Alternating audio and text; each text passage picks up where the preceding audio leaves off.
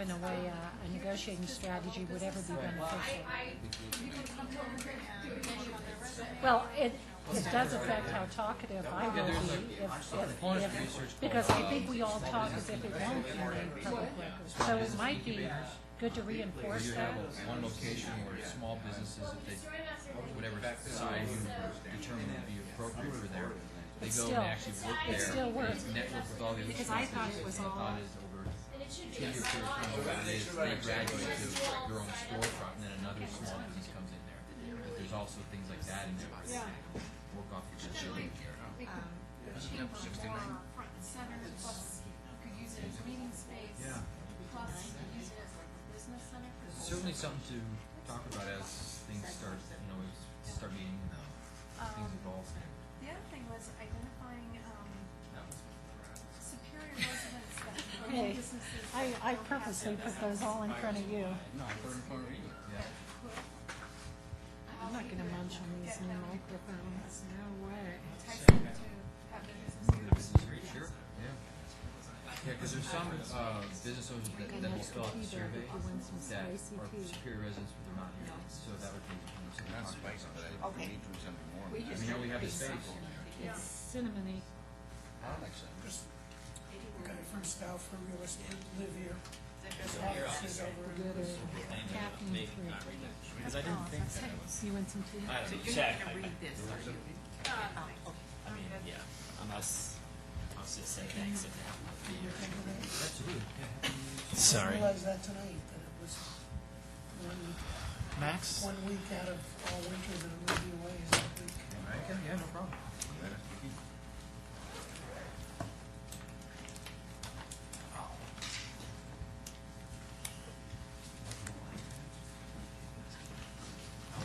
All right. Thank you. We're Working on it. Yeah, we're working. We're all here, so might as well start. I want an iPad. Yep. That's what he just said. We're working on them. You know, I will tell you one thing, that could be a Debbie Downer, okay?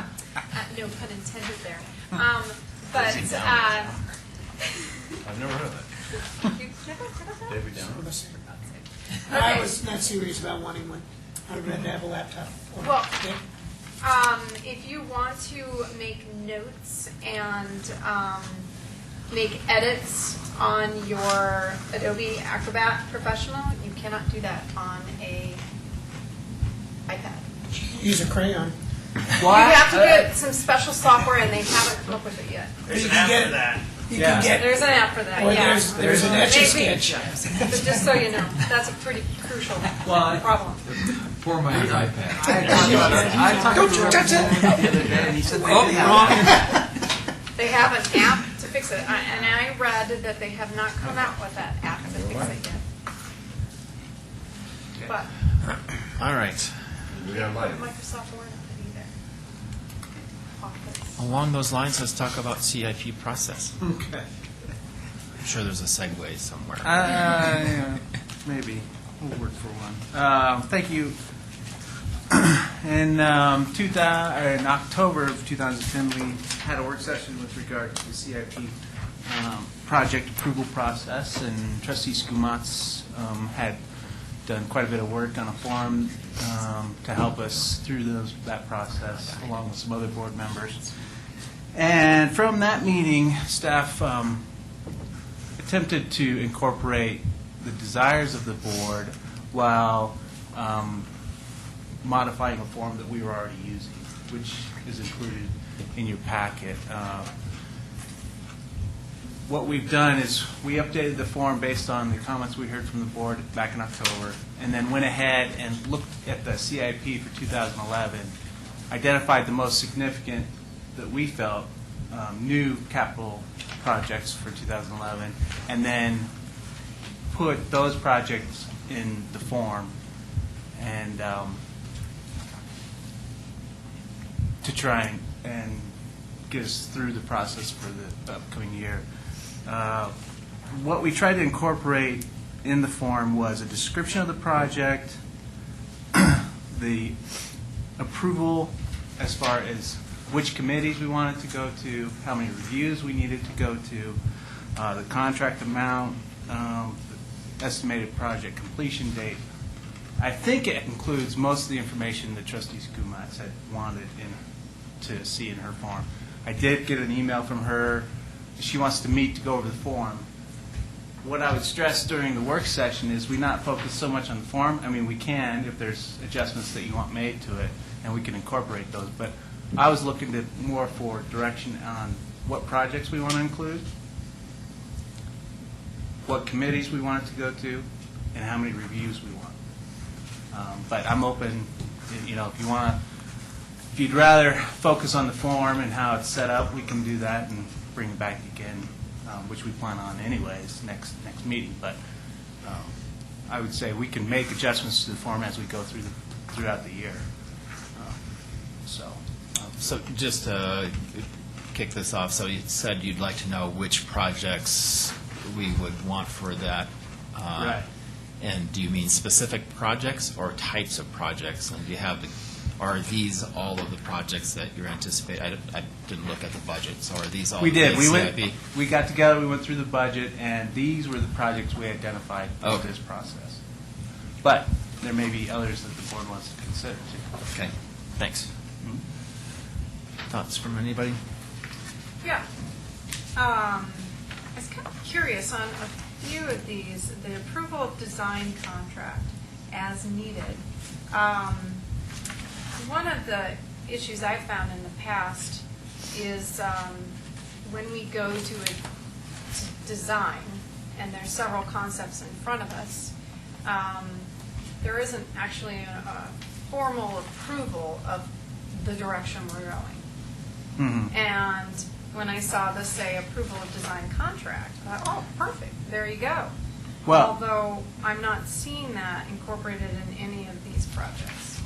Is that, The design contract is, let's say, we need to use a firm to help us with the design. That's, if it's going to be more than $25,000, it would need to come back to the board. That's what that is.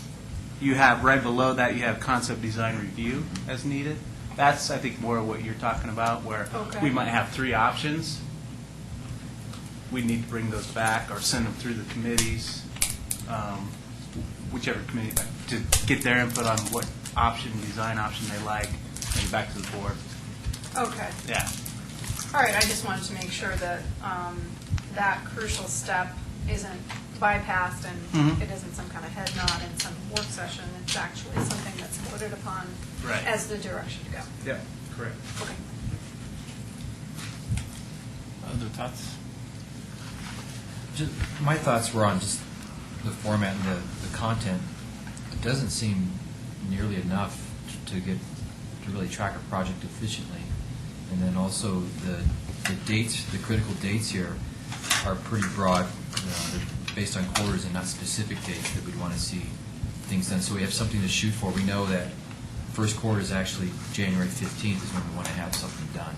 Right. Well,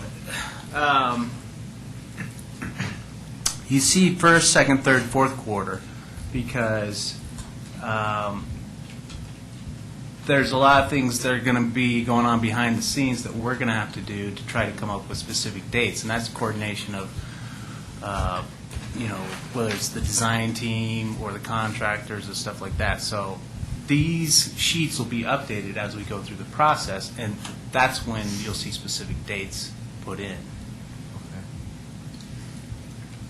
I'd just like to say, since I don't want to be in the position of being the project manager on each one of these, I really don't want any more detail in the milestones that we're going to see. I want to know that it's coming to us for approval or for review at a certain time. So, the second quarter probably is good enough at this point, and then when we get a look ahead or something, we'll get more specific. So I kind of like that. Also, I'm glad you didn't use the little symbols like the project management programs use. That. Yeah, we're not project managers here. We shouldn't think we are. And if we're expecting all the reviews that project managers do, and we're not in the right line of business, this isn't what we do. That's not what we do. Well, and I think the goal for us as a staff when we were going through this form was just trying to get the direction on the review process, on what committees, how many reviews, those type of things. And then we can go back and do our work as far as making sure that all the committees see it, the board wants to see, the approvals happen when the board wants to see it, as far as design and moving forward with different projects, so. As far as I was concerned, you pretty much hit that here. The ones, the appropriate ones were going to ProStack, appropriate ones going to Planning Commission. I don't, unless a process calls for more than one review, I don't think those committees or groups need to see it more than once. Otherwise, we'll never get done. Is this going to be a public document that the public is able to follow when they are actually able to come in and speak on a public hearing or a public notice or Yeah. whatever? Because I think that was where we began. That's Yeah, is it? kind of how Yeah. we wanted to see a process. And we didn't list specifically in here public notice, because with each meeting that the project's scheduled for, whether it's Planning Commission or ProStack or Town Board, we have to provide public notice anyway. So, Right. yeah, and it'll be on the website as well, these sheets or some version of them. But if, so-and-so is really concerned about a specific project like, the Cold Creek Basin improvements, they may want to follow the process and come at certain times to speak, even if it isn't a public notice. So I was thinking it was twofold. One, to let us know that it's going through the correct procedures and places it's supposed to go before it reaches us, and then also so that the public can follow in order to be more in the know as far as each project. Right. That's my, And I would add a third, a historical record of the process that was followed, Right. so that, I yeah. would just raised another block that I put on at the end, and that's after the fourth column, fifth column down. I guess. Fifth would be date completed, Right. so then you have a record of when you did that. And we planned You know on where using the it was notes from. Right. section for a lot of the detail as far as tracking. So we want to be able to go, it'll help us as far as staff to go back to these sheets, and we can say, well, it was before this committee on this date, and this was their recommendation, and we can, so, yeah. Cindy? In coming up with the proposed format, we intended to have lots of flexibility in it, recognizing that every project has its uniquenesses that defy putting in specific categories. So to the extent that a project doesn't fit nicely into this category, I wouldn't want us to fit into a rigid form. And so, That's what makes it nice is we are able to add columns or rows if we Right. need to. right. And then,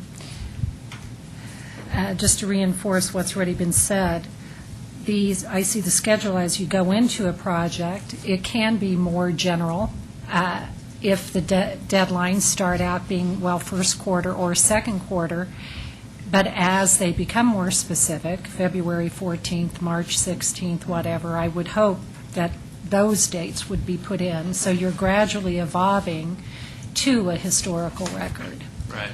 And thirdly, I would hope that we would carry this on the web for important projects or even all projects. Just start having that transparency to the public where we do carry our major projects on the web so anybody who wants to track them can. And that was something we specifically discussed in our meetings. Yeah, I agree with Sandy and Joe in terms of capital improvement projects not being under the microscope. I like the quarter system. To me, allows for flexibility because there are a lot of different variables. Weather sometimes throws projects off for a couple of weeks at a time, so as long as you can update us when you hit certain benchmarks, and maybe the fifth column that Joe talked about with completion of, certain aspects of each project, I think that's good enough for me. I don't think I need more information than that, honestly. And moving to an electronic format, you don't have to kill a lot of trees here when the dates get Right. updated. Yeah. So, Right, yeah. Joe and I will have our remedial computer classes, I believe. It's currently in a spreadsheet form, so it's easy to update Right. and email out and post. My only other thought is I wonder if projects that are generally in the Rock Creek Ranch PUD or have relationship to the Rock Creek Ranch area, if there should just be notification to the homeowners association. Not that we require them to give, Like commercial input. projects or capital projects or? Parks, anything that's, anything that residents in that area would specifically notice. I think it might be nice just to notify them, not that they have to. Like the underpass, you mean, for example? That was something that came up. It's like, that's in between two, that's Yeah, right we next can to do that. people's house. It seems like that would be a nice thing It's to. easy to do. Yeah. And once again, not that we would say that you have to weigh in on it, or we don't need your approval, but we sure would like, Well, just you let to them be know. notified, and Yeah, if you yeah. want to let us know, that would be fantastic.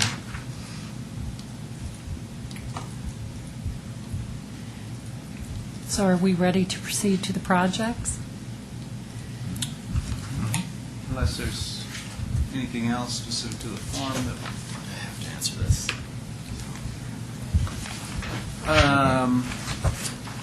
So the first sheet that is included is the Rock Creek Parkway underpass and trail improvements. When we went through this, we didn't recommend, we didn't put anything under committees, not saying that we don't think anything should go to the committees, but we thought it was better for the board to let us know which committees you'd like it to go to. So, rather than us assuming who you wanted to go to. So, but we did go through and make just an initial recommendation on timing for the planning commission and town board for these projects.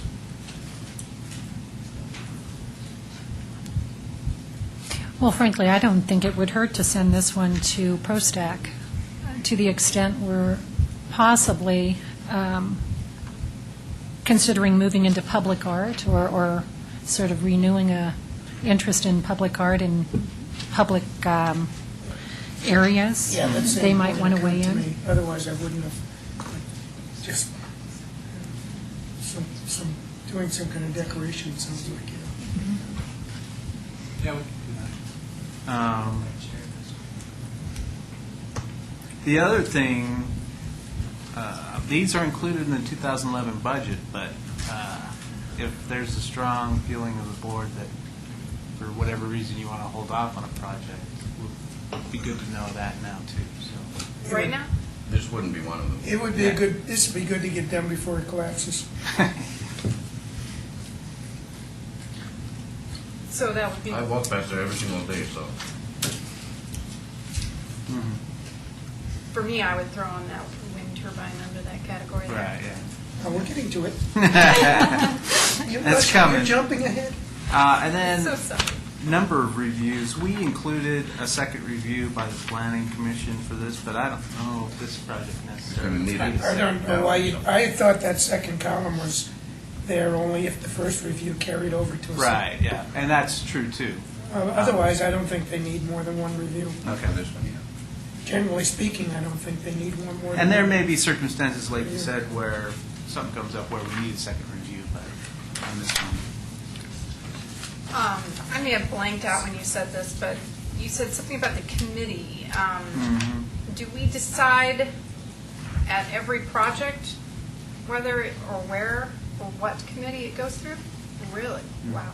If you have an opinion. Yeah, yeah. Okay. Otherwise, there is criteria who would receive it, what committee, correct?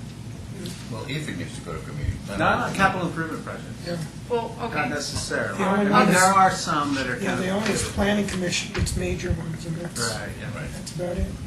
Well, and the trailhead went to OSAC and PRESTAC. But that wasn't automatic, it was, just made sense. Right, okay. Yeah, and so that's good direction to get right now.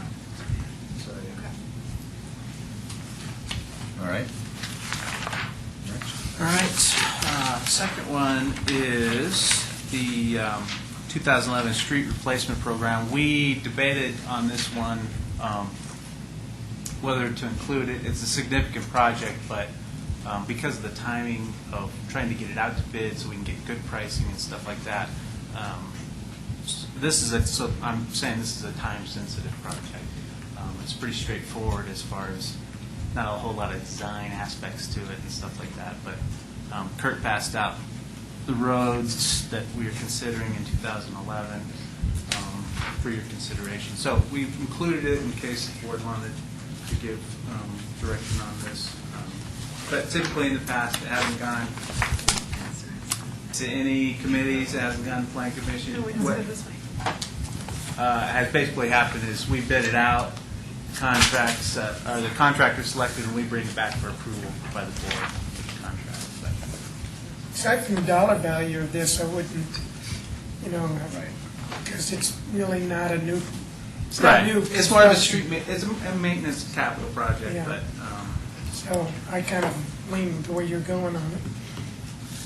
I agree. And okay. the process of picking the streets to do is something that we approved as a process. Right. Yeah. Okay.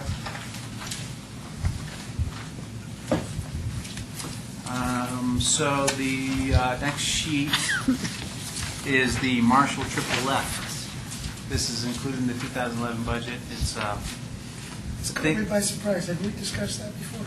Yeah. We have. Yeah. Yes. And it's in the budget. And correct me if I'm wrong, but I think there's 150,000. I think it changed to 100. Oh, okay. So 100,000 in the 2011 budget for this. So would this go to the transportation and safety? I would say that this, just in general, is going to need a lot of pre-work to understand that before we start doing designs and all that. So however, that would be probably a work session or something. I don't even know if it is in there, but, a public work session where we could understand what the, what the issues are, what the traffic impact would be, and how that would work with the bridge Yeah. before we start I going out see and Alex talking about is the bridge. moving things. Yes, exactly. We want his little computer cars. So maybe a work session before we start any serious design type of work. I think that would make sense. I mean, I think that we're going to move there just because we need to get the traffic out of the marketplace. But that being said, it probably makes sense to understand that in more detail before we move forward. Matt, might you consider actually making line 1 of your form here, work session needed, so that it becomes part of your thought process as you're... Yeah, sort of yes or no. Well, yeah. The only thing about work session is there's no formal action taken, which kind of gets us back into the situation we had with 3 parks. So, I mean, we could do a work session, and then if the board wants to proceed, we could have it at the next meeting. as a To formal vote on. action and move forward. I think that would make sense.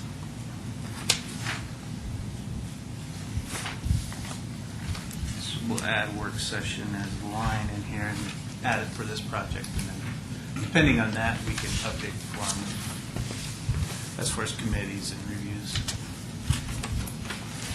All right. So the next project we have is trail improvements. This is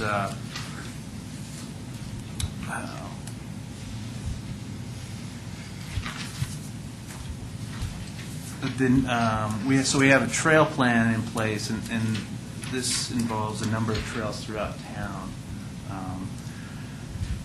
as well as new trails that might be proposed. And I see that Martin included, he already put in his recommendations for committees, but, which makes sense, I Yeah, think. that's Yeah. intuitive. We don't have anything for planning commission in this form, though, so I don't know how the board feels about it. Does the planning commission ever see trail improvement projects?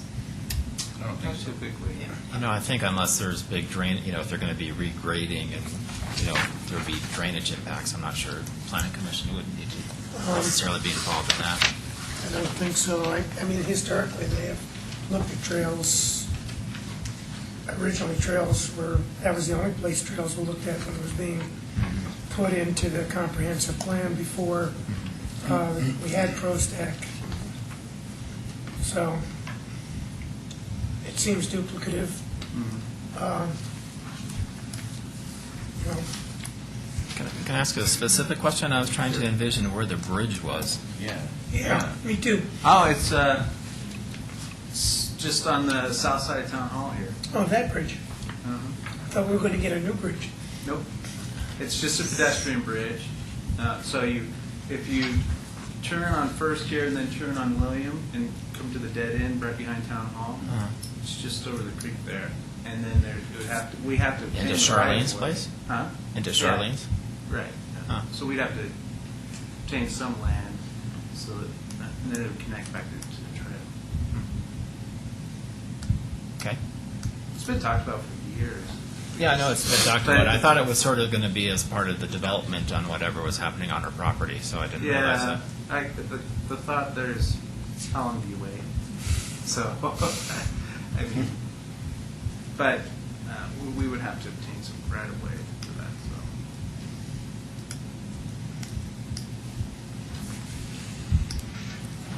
Let's see, so I'm thinking actually now about that. So would that be part of a urban drainage project then, since it's going to be in the Coal Creek, I think is in their, sort of in their purview to some degree? Yeah, they would have to comment on any bridge over the creek, but it would be more of just a comment. Yeah, so that would be in somewhere else, not necessarily in this Right. timeline, that would just be Right. someplace else. Yeah, kind of similar to what we do with development review, where we send it out for referral and comment. Uh-huh. Because are they doing any maintenance on Coal Creek right now? I don't think they are. No, next year though they have planned, right? 2011. We're in the design category right now, but Good evening, Mayor and Board. Kurt Gore, Public Works Director. They do maintenance. They will pull out like They do. brush and trash and minimal maintenance. And then they do have a budget next year along with us to possibly evaluate. We're evaluating alternatives now to increase the safety of the area from the floodplain. If something's determined to be a preferred alternative out of that, there may be some work next year. It's still preliminary. But they do the normal annual maintenance. yeah, so it would be good if, I don't know if there's going to be any Coal Creek, I mean, I guess I don't know what their design or what the study looked like. That's not completed, is that right? I'm sort of now losing track of where we are with that. It's not. They just issued like a draft report of alternatives over Christmas. So it just came out. Okay. Yeah. So, if there are going to be design improvements for flood issues, then obviously we would want this bridge incorporated into that so that it could get some funding probably from them if it was all, maybe, so. Yeah, it could be a good partnership for that project. Okay. Anything else on the trail plan? I'm free associating now, so bear with me. Yeah. So, would we be listing like applications for grants for things somewhere? I mean, say that we wanted to get a GOCO grant for a park. Yeah, that's, we would need to list that if that's, because we would first need the board's, we'd need board approval Right. on the application and acceptance of the grant, so. So that would, free money is always good, so. Right. Whether or not we put that in this, or if it's going to be, someplace else, that would be super. Yeah, I'll make a note, and we'll go through these again and talk about how to put that in here. Okay. Anything else about that one? The next one, project we have is the wind turbine. This is part of the town's green initiative to become energy neutral. And it's an agreement we would have with a third party who already has an established wind farm or is proposing a new one. And we would purchase either a single wind turbine or the electricity from that as green energy for the town. Wouldn't directly come to the town, but it's something we can hang our hat on and say we're offsetting as much energy as we're producing for government services. And so you think that that's going to, you'll have enough information? I'm encouraged that you said that you'll be able to do something in the first quarter. Is that? Well, we've had discussions the previous year with third party, and first quarter is optimistic, but if the board wants to proceed, we're going to push for it. I don't know if this is the time to bring this up or not, but would you have information on the life of a wind turbine, and is also the upkeep of one? As far as the annual maintenance? Yeah. I don't have that. I know you But don't. yeah, I mean, it's information that. Will we have that information? Yeah, exactly. Correct. And then, Sandy, I'm sorry. This would definitely be one where we had to have a work session on. Yeah, Yes. or have a whole bunch of time devoted to a meeting A about robust it. discussion. Right. Robust, nice. Okay. I think that makes sense, because we're Yeah. talking about so large. It's a big chunk of change. Yeah, it is. It's a lot of money. And probably should, I don't know if RCAC, Resource Conservation and something or other, Advisory committee, yeah. that would be one that maybe they'd want to look at that. Okay. Yeah, that makes sense. So this one we'll schedule a work session on, and then also have RCAC's input on it before we start to spend a lot of time on it. Yep.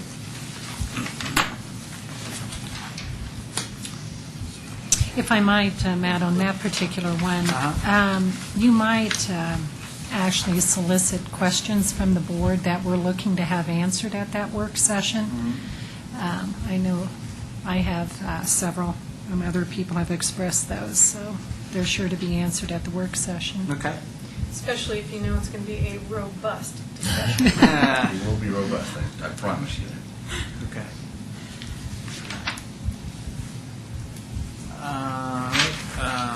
Next project we have is, this is a townwide lane and signal reduction analysis.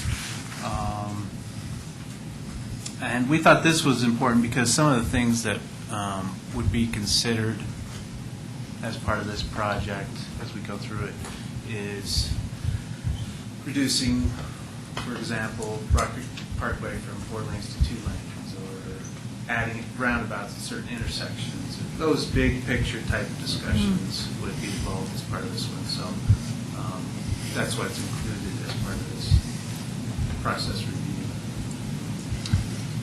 For discussion's sake. Discussion, yes.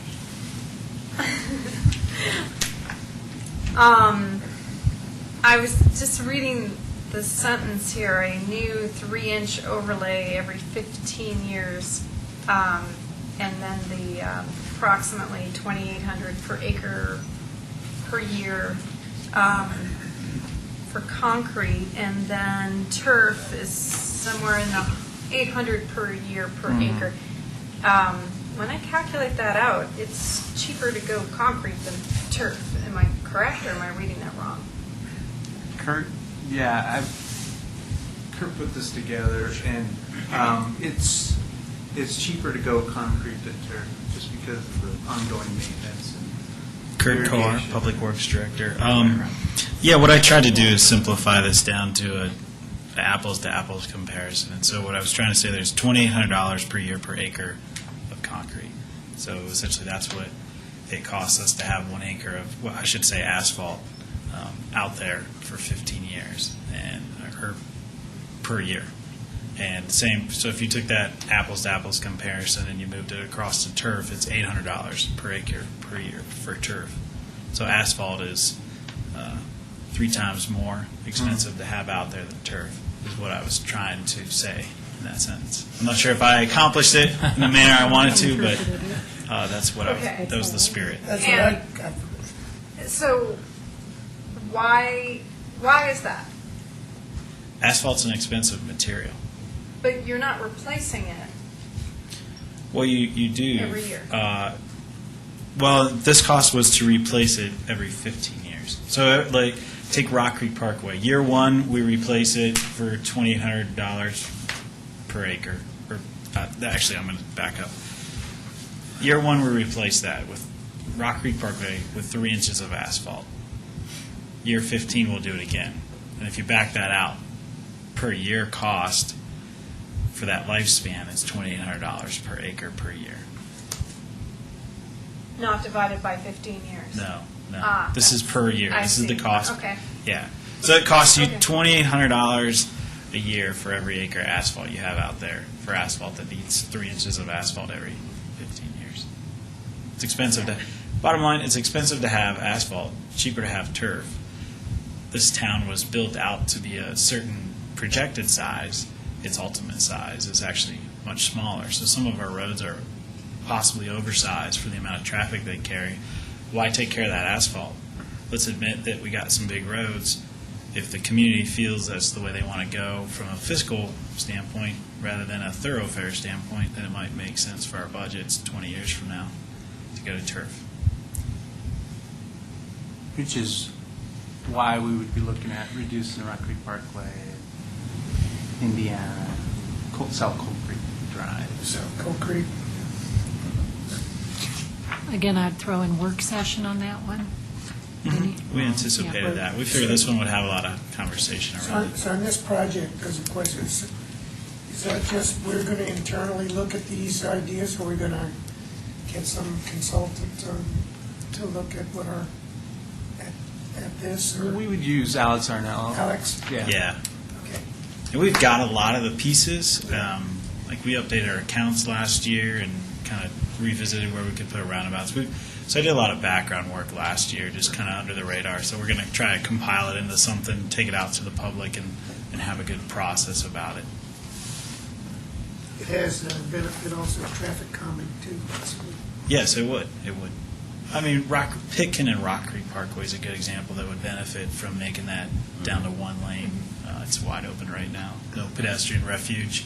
Yeah, it'd take your life in your hands at certain times Yeah. getting across there. Yeah, so maybe one benefit is that is you have the lanes on the outside of big medians with a lot of space for pedestrians to be safe. But you know, we'll get there when we talk about it. And these are potentially some huge changes to the roadway, so that's why I want to make sure that we have plenty of public involvement and comment and notification, whatever committees the board wants to go to. Would 88th Street be included in that? It could. This is wide open. We don't have any preconceived notions. We have some that we know are pretty blatantly big, but anything can be discussed, and we can put that in our final report. Okay.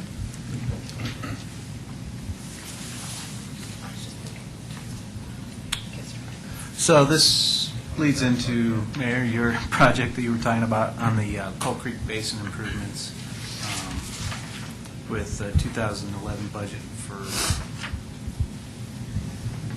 improvements to the Coal Creek Basin. And I don't know, we didn't list any committees as far as we would take this one to, but It seems like, I mean, obviously we want to do flood, safety management issues. I just don't have a good grasp upon, I mean, it sounds like the plan is in the draft stage. I can't quite figure out what the recommendation will be and what timelines there will be, so I don't know how to necessarily comment on this particular one. Joe? On these type of projects, who actually does the contracting and supervision and design? And is it urban drainage or I us? believe it's through urban drainage. We contract with urban drainage, they handle design and the work. And So then do we have contribute the funds. anything to say about those design, like when we did the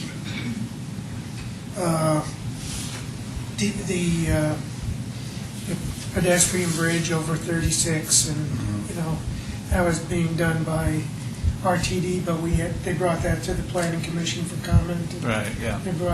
I assume they brought it to the town afterwards.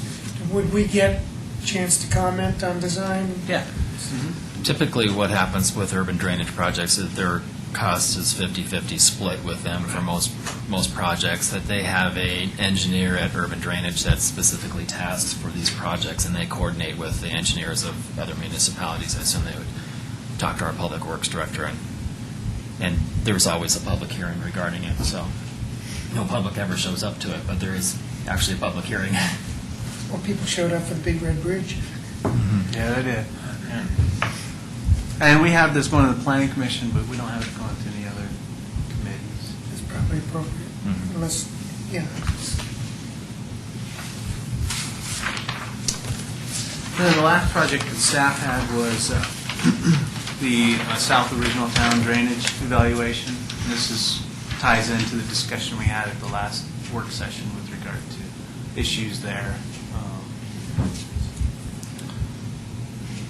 When we would, based on our analysis and recommendations, we have it potentially going to the planning commission, of course, the town board, but don't have it going to any other committees.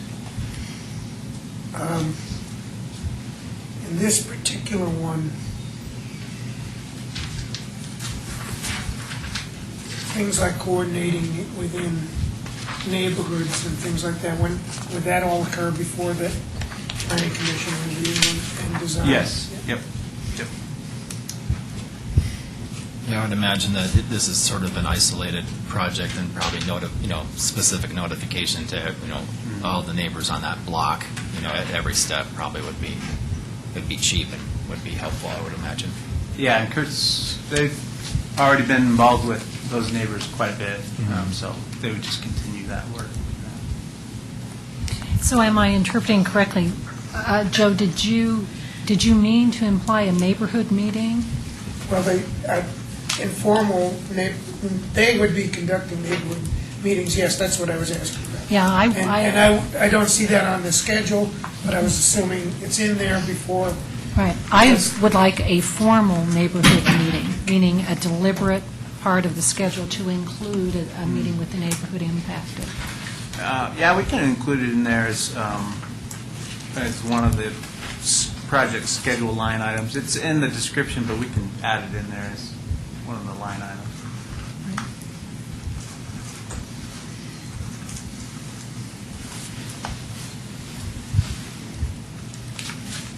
Okay. And then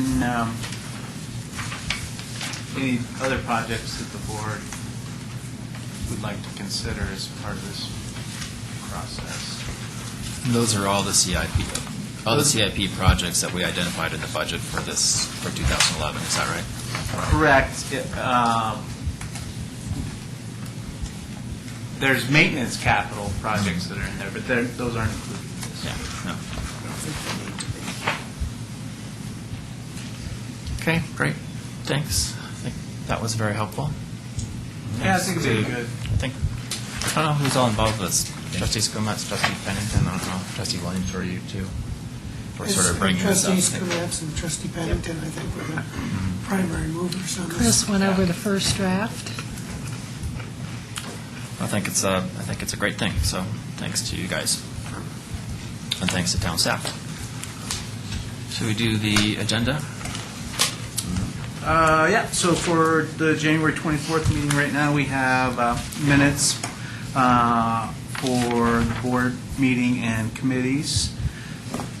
We have a preliminary approval and ordinance amending Chapter 6. That was the last chapter, actually.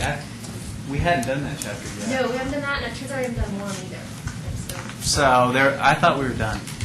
We're not But done. We're not. so. We stopped because there was budget issues. Right, So we yeah. stopped, and those were the two that were left. So those will be coming back at some point, just so we can finally wrap that whole thing out. So you'll see the first reading of Chapter 6 at the next meeting, and then one will follow over the next couple of months. We have our final approval of the ordinance amending Chapter 10 with regard to the state's new standard for marijuana. Can I ask the attorney something about this, not specifically regarding this particular issue, but when the state amends something, is there a way to automatically flow that into this, or we actually just have to do this every time they change? We have to do it every time, so does everyone else, unfortunately. Okay. We have an agreement with company we've been using in the past, all the details for help us with event planning. And that's specific to the bike race, that contract there. Approval with Western Disposal, and that's for their continued service on our cleanup, spring cleanup and those type of things. They do that for us. We'll bring back these CIP project sheets that we just discussed. Any action that we might want to take as far as a resolution on the Jefferson Parkway, we bring that back on the 24th. We're going to have a discussion on the Waterford streets. So that'll be during the general meeting. We'll have Rita Dozell, who's the president of the HOA here, and have a discussion with some options for the board to consider. Give us a specific direction on which way the board wants to go. And then the work session is on the bike race, presented by the Okay, thanks. Want to go through the digest? Yes. Mark, I thought I saw Mark come in. Wanted to just announce that decided to make Martin Toth our permanent Parks and Recreation Director. I thought he's done an exceptional job over the past 3 months. Couldn't be more pleased with the work he's done, so I didn't see any reason to wait. And plus, they've got a lot of stuff coming up in the spring and summer, so they need to be fully staffed. So. Very much in favor of that, personally. And then we had some additional, we moved Patrick Hammer, who's our current recreation supervisor, into his position. And so we'll hire to fill that vacancy, Patrick's position. We've had some concerns from residents about coyotes in the area. It's that time of the year. So we put information in the newsletter on the website. We have signs posted, I think, throughout the trail system. So we'll just try to continue to get the awareness out there to residents. Make sure their dogs are on leashes. Just be cautious. I know there were a couple of dogs, a friend of mine, that on the northern way that were killed, unfortunately. There was one in the middle of our cul-de-sac the other day. Oh, yes. Oh, yeah. Where we know that there might be some dens, so we're trying to take some proactive steps there too, if we can.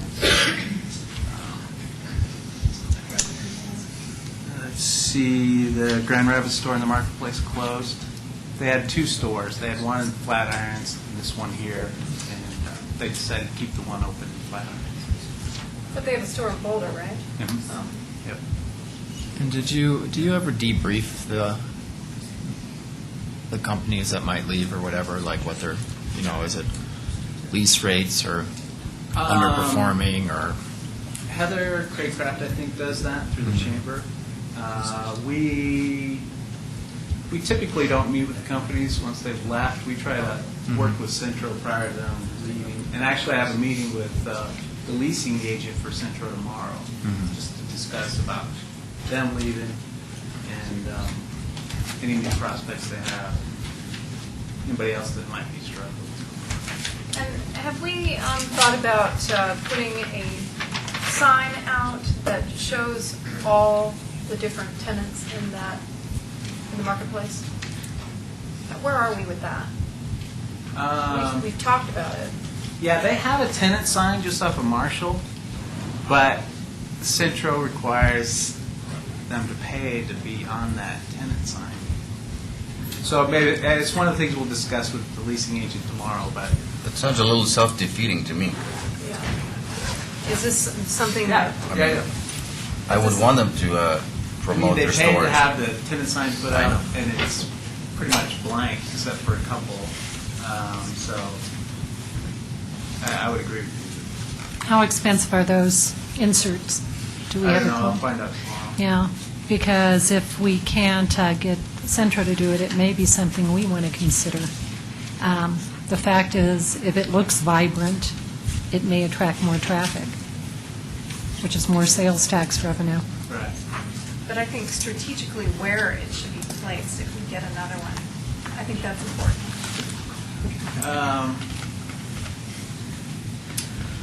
Yeah, I'd have to think about that one, where you would place something like that. They have, for the major, larger scale tenants, they have some more Right. in Marshall that you can see from 36. This one out here on the chasm. And that's fine, and that defeats its purpose, but I never know what small businesses are there or not there when they've left. I mean, obviously, I do know through the board, but Right. if I were a normal resident, I would not know that. I'd have to drive around and see. And it would be good to, I know we've talked about this before, have some kind of signage where, it's a directory, basically. Everything in the marketplace. And maybe it's on town property as you're coming in. I don't know, but I think that we should look at it. Well, we'll have that discussion tomorrow. And we should definitely find out if that's why businesses are leaving, if that's one of the reasons, because people don't know they're there.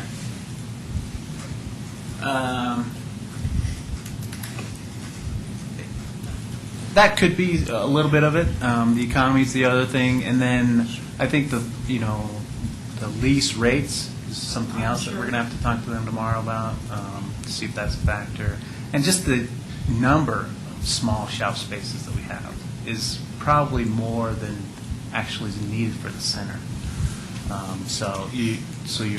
And when you have so many vacant, so you have so many small shop spaces, and just trying to fill them all is difficult. So then you have, it looks probably worse than it probably typically is in a normal center because they don't have as many spaces. And I agree, there's a number of factors. I'm just thinking that there's at least one or two that we can eliminate to make it more attractive. Sign being one. And then we included some updates on some of the ongoing projects as far as the trail connections. The sales tax rate is going up because of Boulder County's open space tax that passed. Just want to let everybody know. Hey, Matt, can we Yeah. clarify on three parks? Mhm. It's been seeded and then it's going to be sodded? Yes. So, okay. Yep. And the purpose for that is the sod? It helps to make a more full and established grass turf field, we think is going to. Because there's some concern about, wear and tear on it. So I Right. think our feeling is by seeding it first and letting those, and then putting the sod down and letting the seed grow up through the sod, it's going to make for more vibrant turf. And it's still affordable Mm-hmm. to do both.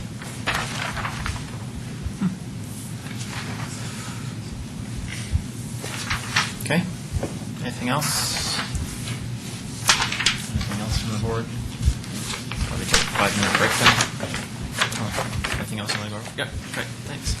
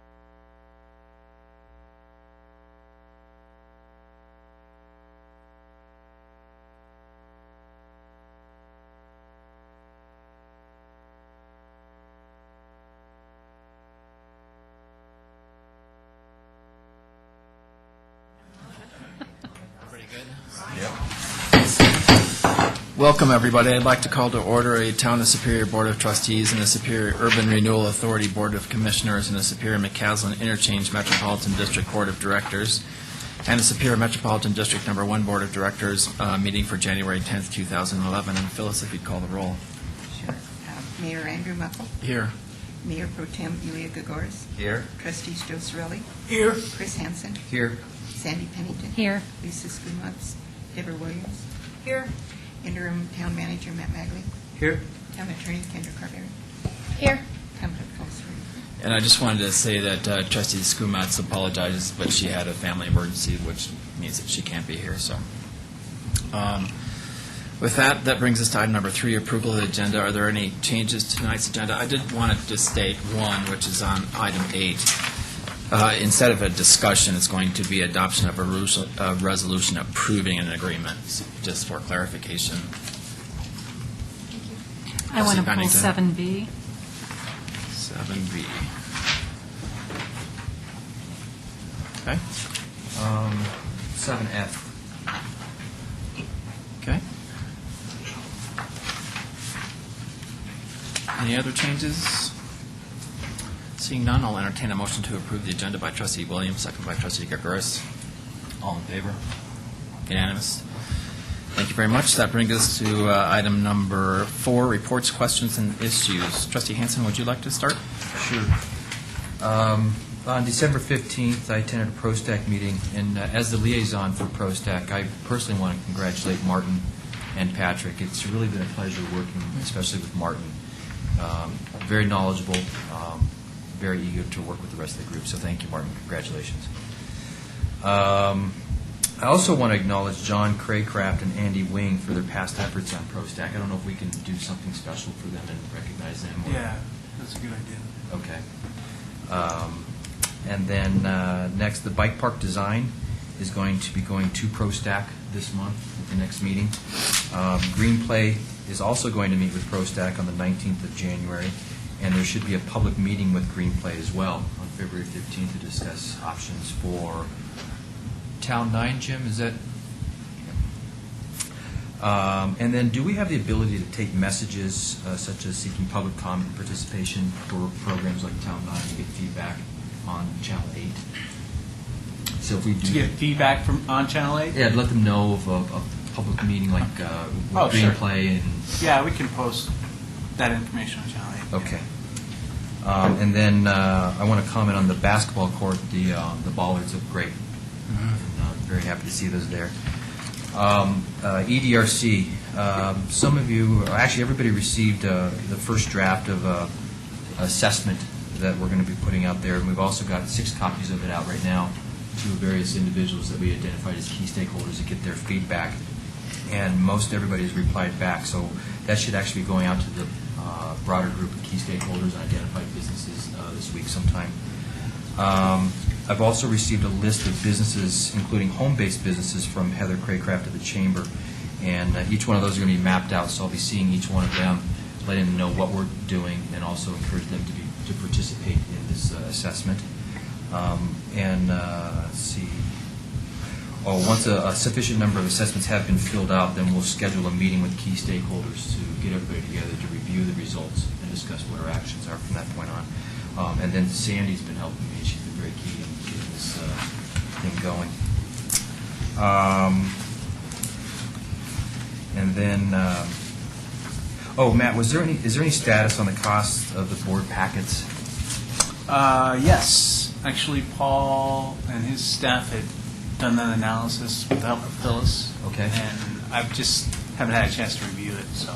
Okay. But it looks favorable. Okay. Yeah. So we'll see next week or so? Yeah. Okay. Yep. I might include it with the digest this week. Okay. What is this exactly? Electronic board packet? Is that what you're Right. referencing? We were doing an analysis Yes. to see what the cost was for us to produce it, every packet. And Okay. what the payback would be. Paper costs, manpower Versus costs, paper. equipment Okay. costs, all that. And then lastly, we've all seen the email exchanges in the last couple of days from Mr. Paul on Riverbend. And I was kind of surprised by this. I thought this had been taken care of, but then to see the exchange between especially Elia and the family there, I was surprised. So I'm hoping there's something that we can do about this to make it stop? Yeah, well, I don't know when you have, I mean, we can have the discussion now or after we go through the rest of the board. Let's do it in public comment, maybe. Okay. Okay, either way. Yeah. Okay. Thank you. Trustee Strelli? Happy New Year to everybody. Yes, Happy New Year. You too. The only thing, I didn't have any meetings in the interim. I plan to go to a meeting next week. It's the next meeting of the Rocky Flats dam breach meeting that the Rocky Flats people are having with the concerned communities on the environmental assessment. So it's a working group that they have a meeting scheduled for January 13th from 1 to 4 over at their offices in off of 108th. Planning to go to that. And that's about it. Okay. Let's see. Can I Oh, yeah. speak quick? Please, Trustee Williams. I'm going to go as well. I'd be happy to. Oh, you plan to go there? Yeah. Just sit in the background. Do you know where it is? I've got Google. Okay, that'll get you there. There you go. I wasn't too busy. I had a couple of meetings. I met with Key Equipment. They were pretty excited about the solar project, and they wanted to get some comments, and I think they're pretty excited, and I think they're going to use us as a model to roll out maybe other businesses along those lines. So just as an FYI. Had a meeting with US 36 mayors and commissioners. We have a lobbying trip coming up in middle of next month, so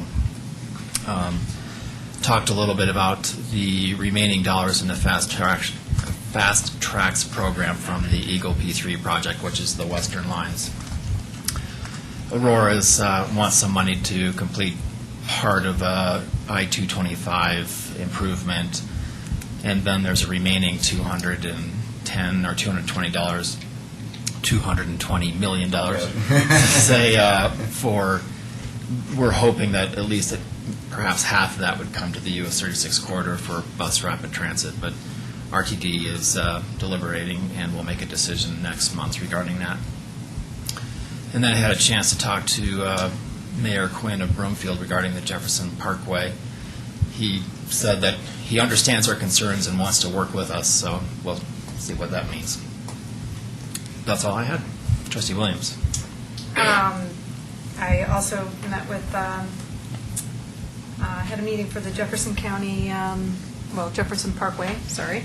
And we met with some key members, and it was very positive and informative meeting, and I look forward to future collaboration with them. And Mayor Quinn was there also. He said the same thing. Also, I'll be having a meeting for DRCOG, which is Denver Regional Council of Governments. The board there is expected to act on this 2035 MetroVision Regional Transportation Plan, and it's going to update it January 19th. And I believe that the town of Superior will be submitting updates for our region to ensure that it reflects our current comp plan and our current build-out. So that'll be key. I also attended a Boulder City Council meeting last month, just urging the council members to reconsider the Jefferson Parkway proposal for a $5 million open space acquisition of Section 16 in exchange of dropping opposition to the Parkway. I encourage them to consider further collaboration with neighboring municipalities, including Superior. Although they did vote unanimously for the proposal, they did recraft the resolution on the fly, which is not always ideal for councils, but they did do that. And so that kind of got the message across that passing this proposal could adversely affect neighboring communities in negotiations. So at least they considered that. And Commissioner Torr also said that the county passed a similar resolution that morning on short notice. So that was already done before I was able to actually go to that meeting. I also had a traffic and safety committee meeting. It was kind of a meeting with Eldorado K through 8 school. And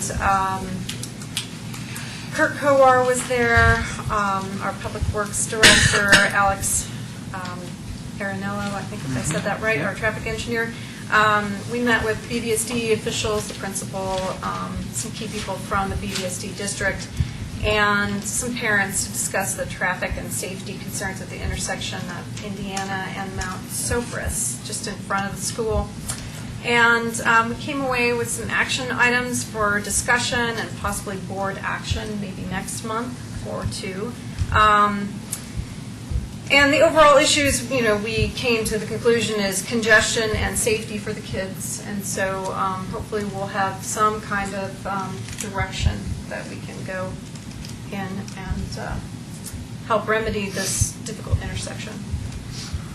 And I am going to go to the meeting for the U.S. Fish and Wildlife January 13th, and be happy to carpool. I'm going to be going to a Open Space Advisory Committee meeting. I think that's next week. And there is a US 36 commuting legislative breakfast, I think, tomorrow morning. Yep. 7:30. Yeah. Bright and Real early. bright and early. So I think I might attend that as well. Great. Thanks. Trustee Kirkos. Well, Martin, now that you're in the room, I just wanted to congratulate you on your new position as Director of Parks and Rec. We'll look forward to working with you officially in that capacity. Matt, do you have final numbers for 2010 in terms of sales, how the town did? Sales tax revenue? Mm-hmm. No, we're still, I believe, I It's don't a see couple of Paul, months but or something. we're still waiting on revenue. Or, From December. yeah, Well, in the whole from year, I the suppose. state, we're still waiting on those receipts. So Okay, Well, as soon as we have it, we'll forward it on to the board, though. okay. It'd be good to know. We're always at least a couple months behind, so Okay. I'm And- getting our share. All right. Yeah. At the next board meeting, I'm going to be in South Carolina, so I'm going to be, Okay. I missed that. Trustee Pennington. Happy New Year, everyone, and congrats, Martin, as well. On the Traffic and Safety Committee meeting that was last week, I really wanted to compliment everybody involved there. It was a very intense meeting, lasted 3 hours from 3:15 to 6:15, but I thought we came up with an excellent action plan. Kurt did a great job in facilitating that meeting, so compliments, Kurt.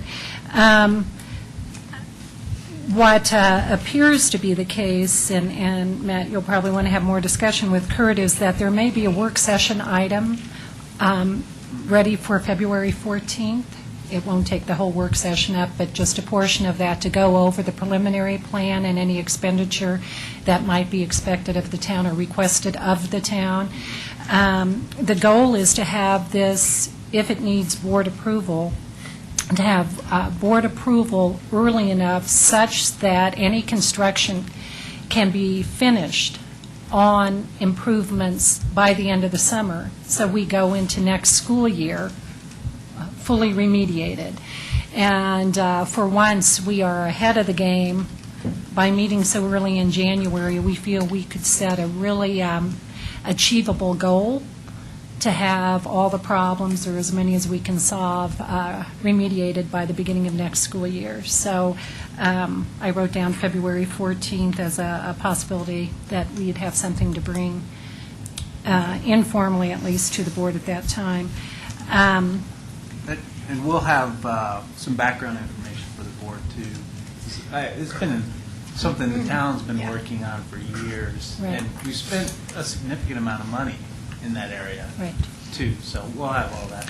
Well, what's exciting is we narrowed it down to two proposals that, one that the school feels has, I would say, has the most merit, and one that came from our traffic officials that they want to have tested to see whether or not it has the most merit. And the school has committed to testing both of those with their student populations over the course of the next month, so that by our follow-up meeting, which is scheduled for February 10th, we'll actually have dry run two possible solutions to see which has the most merit. So it was really a productive meeting. There was a discussion of the community chat line last week about possibly adding a library drop box to the town of Superior, so those people who utilize Louisville Library Services don't have to race down to downtown Louisville when a book is due. I wanted to inform the community that's been part of the Louisville Library Board discussions. I'm the liaison with that board since my first meeting with them in April. It has, it's under consideration. We moved it back up to the top priority. It will be on the agenda for this coming Thursday. There are some hang-ups, some cost considerations to that, but it is something that I wanted to tell the community we are actively working on. I wanted to see what the schedule is for the 2011 goal-setting meeting with the board. Are we going to schedule a separate meeting to do so? We can. We could definitely do that. We have, so board, they talked about doing quarterly, the retreats, which would be March. We could maybe do it then, or we could do it try to do it offline if there's not. We're already in 2011, the budget's done, so if we want to maybe try and do it offline, if there's not a lot of changes to what we have from 2010, and then focus more on getting the 2012 goals done this year. That's kind of my thought on it. My only request is that we somehow do the goal setting for the 2012 before the budget season, because Right. we've never been able to seem to do that. Yeah. And it could be one of the topics we discuss in March, April during that retreat. I guess I'd like, my personal opinion is I'd like to see a formalized set of 2011 goals that guides the year. Right, yeah. So however we get to that, as soon as we can get to that, maybe you actually float a draft memo Okay. to us that we can respond to. Okay. Didn't hear anything about snow plowing. How did we do for the first snow? Second, yep. Second snow, okay. This one was, First snow of the new year. this was bigger than the first one we had. though. Okay. We had crews on standby Saturday night at midnight. They were here in town, just waiting for the snow to start flying. So that was an adjustment we had made from the first storm, which I think worked well, and we'll continue to do throughout the year. So I went, we were taking a tour of the streets throughout the day this morning, and thought things looked good. Okay. And then I just wanted to pass on, Matt, your comment on fluoridated water. I know that came over the community chat line as well. Would you like to say what it is, how you responded? So the federal, U.S. Department of Health is coming out with new standards. I don't know what the time frame is, but once those come out, Kurt and I are going to have a discussion and then see if there need to be recommended adjustments to our levels that we have. So once those come out, we'll take the next step, have the discussions, and then go from there. And I think the EPA does some kind of study as well to determine how much is enough to protect tooth decay and how much is too much and possibly harmful. And then if you'd allow me, I'd like to sort of plug the extended community. I attended the CU Buffs Mizzou game on Saturday, and Joe did as well, and it was top-notch entertainment for filled the stadium, lifted the roof off the rafters as CU beat. I think they were 8th ranked. I've seen 5th ranked. Whatever, they were a ranked team, and CU soundly beat them. And anybody in the community can go for $5 a child, $10 an adult, and I suggest you do so. Next game's next Saturday at 11:30, Oklahoma State. Which will be tough. It'll be a hard game. Trustee Sorelli and then Trustee Kirkros. Okay, I had one more, actually, question for Matt, snow removal related. Going back to the first snowfall, I think it's the second Christmas vacation we've had snow, and the second time the school was not shoveled on the sidewalk in front of Superior Elementary. Who's responsible? The school district. So can we say something to them? It's a large Right, chunk of yeah, that sidewalk makes sense. that was Yeah. not shoveled Yeah, until the stuff finally melted. For those of us who rely on using those sidewalks, Right, yeah. that's not acceptable. Yeah. And that was the same at El Dorado K-8 as well. Mhm. Trustee Gregorus? Yeah, any news on that replacement for that light at the corner of Pitkin and Rogan? That was one of the casualties of the first snowstorm. It was tagged. Some car, huh? Right. It had a tag on it. I know. So we report those to Excel, and they put them into there. And we do it online now, so we hope that it's faster. But they put it into their System and- maintenance and repair schedule, and if it's not a safety or, some kind of a threat to the community, it gets, I mean, I don't know if you remember the one over at Target, but that was leaning, and we had to put pressure on them to get that one done. But it was leaning for Don't they have the This was leaning too for about an hour, and then it was Right, down, yeah. down for the council. Yeah. So, Anyway, our cul-de-sac's a little darker, that's all I'm saying. Mr. Magley, anything from you? no. Ms. Carberry? Nothing. Ms. Harden? No. All right, that brings us to item number 5, public comment on consent agenda and non-agenda items. Comments from the public?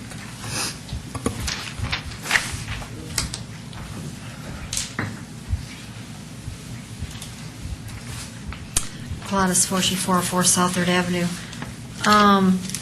I read the minutes, and I just, from the last meeting, when I wasn't here, and I wanted to make some comments about the discussion that was on the historic marker and all of that. I don't know what all was discussed, but I just want to make it clear that what I'm interested in is the naming of the street and having the historical marker put up regarding the depot. So there are two in the Historic Society that might know something about that, but you people always run directly to the Historic Commission, and I don't think that they're going to do what I want done. So that's the reason I'm mentioning it, that I hope that it's clear that I'm interested in having that street named. You need to look at the real estate legality up there also, which I'm not sure that anybody in the historic community, Historic Society knows anything about that. I wanted to also ask, where do I find the final verbiage on the domestic partners in the land use code now? The final verbiage? Yeah, this The is final Oh, verb. yes, I can send that to you. Okay. Yeah. All right, that'll be fine. There was some activity, and time has gotten away from me. I don't know whether it was early December or whether it was in November, but that Ochsner was going to be doing a test water line, and is going. You and Sandy and I had a discussion about that. I wanted to know what the status of that was. Well, we had a meeting with Rick Kuffner last week on his comments with regard to those plans, and the town engineer was going to, based on those comments, mark up the plans, send them back to Remington Homes to revise, and then resubmit them to the town. So we're just waiting on the resubmittal. Any idea of the time period on that? Getting My guess would probably be middle of February, we would see those. Okay, thank you. Thank you. Additional public comments?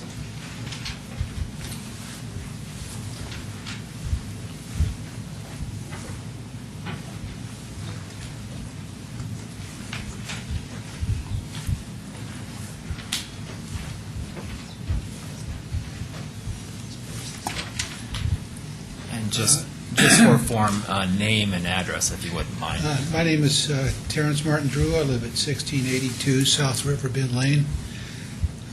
Sorry, a week ago from today I was getting out of the operating room for major abdominal surgery, so I wouldn't normally be here tonight, but I thought it was important that I come and support my neighbors.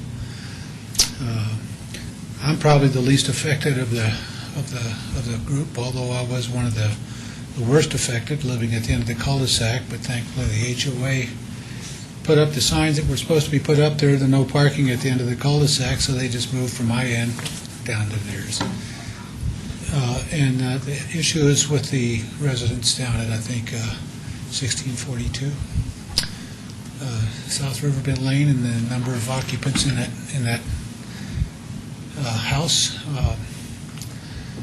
We have a good town here, a good neighborhood. We moved here to get away from this kind of a situation. I lived in, I was a student at CU. I know what it's like. They pack them and fill them up, and there's nowhere to park, and it turns into a rental center. Before you know it, the neighborhood's shot, and you want out. So we moved out of Gun Barrel for that very reason. Came out to Rock Creek because they had some stiff covenants and some, going to take care of things and make it so that your house was a good investment, a good place to live.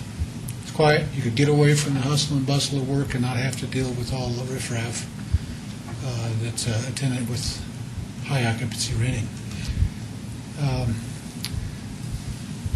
It's my understanding we have an ordinance that limits rentals to no more than 3 unrelated people, and I know we're convinced that there's at least 5, perhaps 6 people living at that house.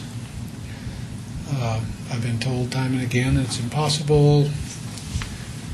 Nothing's impossible, but I've been told it's impossible to determine who lives there and how many live there.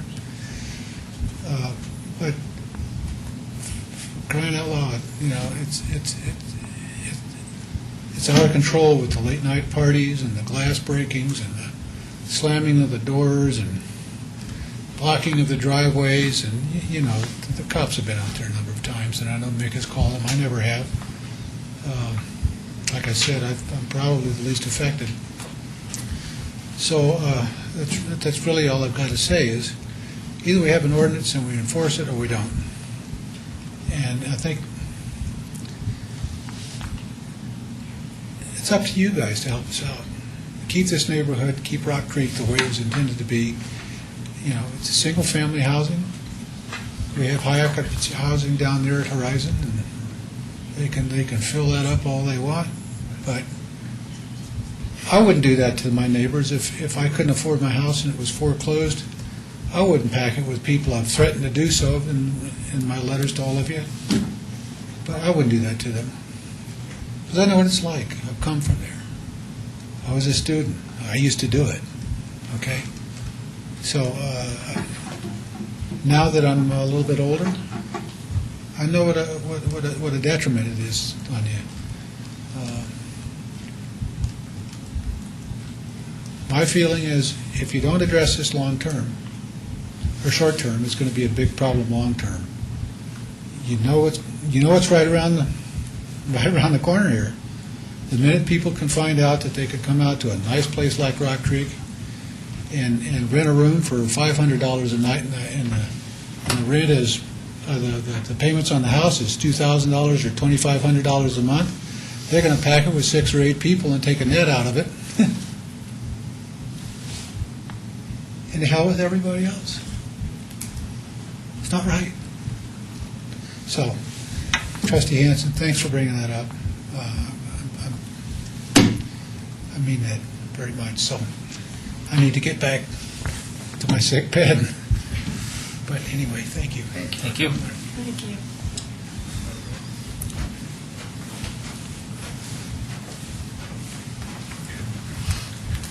My name is John Evans. I live at 1567 East Riverbend Street in Superior. I want to thank the board for allowing me to speak. What I'm requesting today is for Superior Municipal Code enforcement relative to the actions at 1642 South Riverbend Lane. What I'll be reading from is a depiction of the Superior Municipal Code that's available from your website, so not the ordinances per se. But in section 10-7-100 speaks to disorderly conduct where someone at a residence may produce, quote, a noise that materially interferes with or interrupts another individual in their residence. My wife and I have called the police on the actions emanating from 1642 South Riverbend Lane on 2 separate occasions and could have called many more times, but since our first call in September 18th, there's been no material change in anything that's happened, so we haven't called but one other time since. Also in Section 10-7-10 is disturbing the peace. We believe that they are disturbing the peace by making loud or unusual noises, unusual being unusual at 2 and 3 and 4 in the morning. We know, and there are police reports that would attest to violation of Section 10.5 or -5-70, which is the littering code. We've picked up, my wife and I have swept up by now 15, 20 broken beer bottles from in front of our house and in our lawn. We also believe that that house is in violation of 10-5-100, which speaks to maximum occupancy. There are at all times 4 to 5 cars in front of the house, which would reasonably suggest to a reasonable person that there are more than 3 unrelated people who are living there.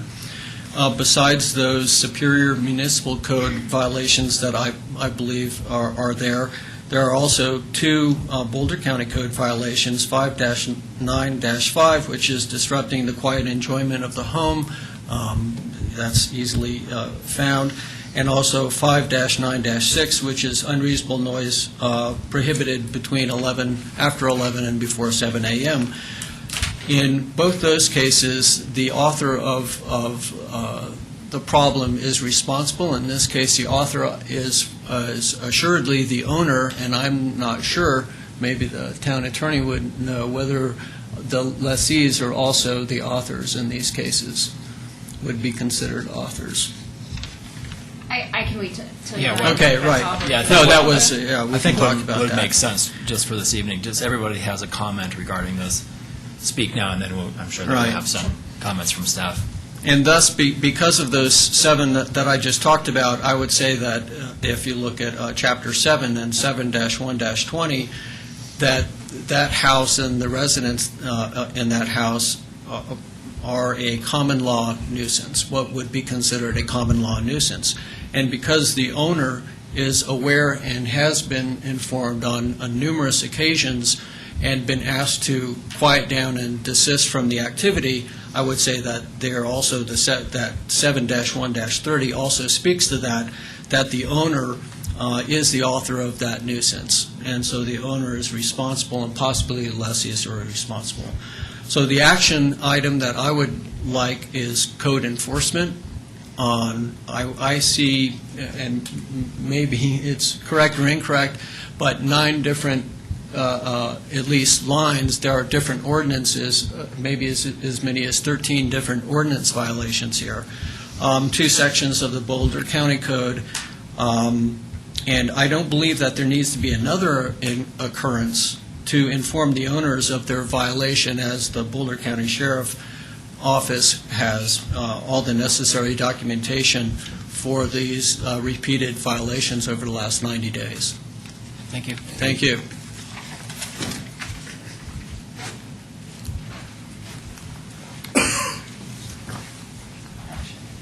My name is Kim Huber, and I live at 1562 East Riverbend Street, and I'm here today to confirm and reiterate just the comments expressed by Terry and Susan Drew and John Evans.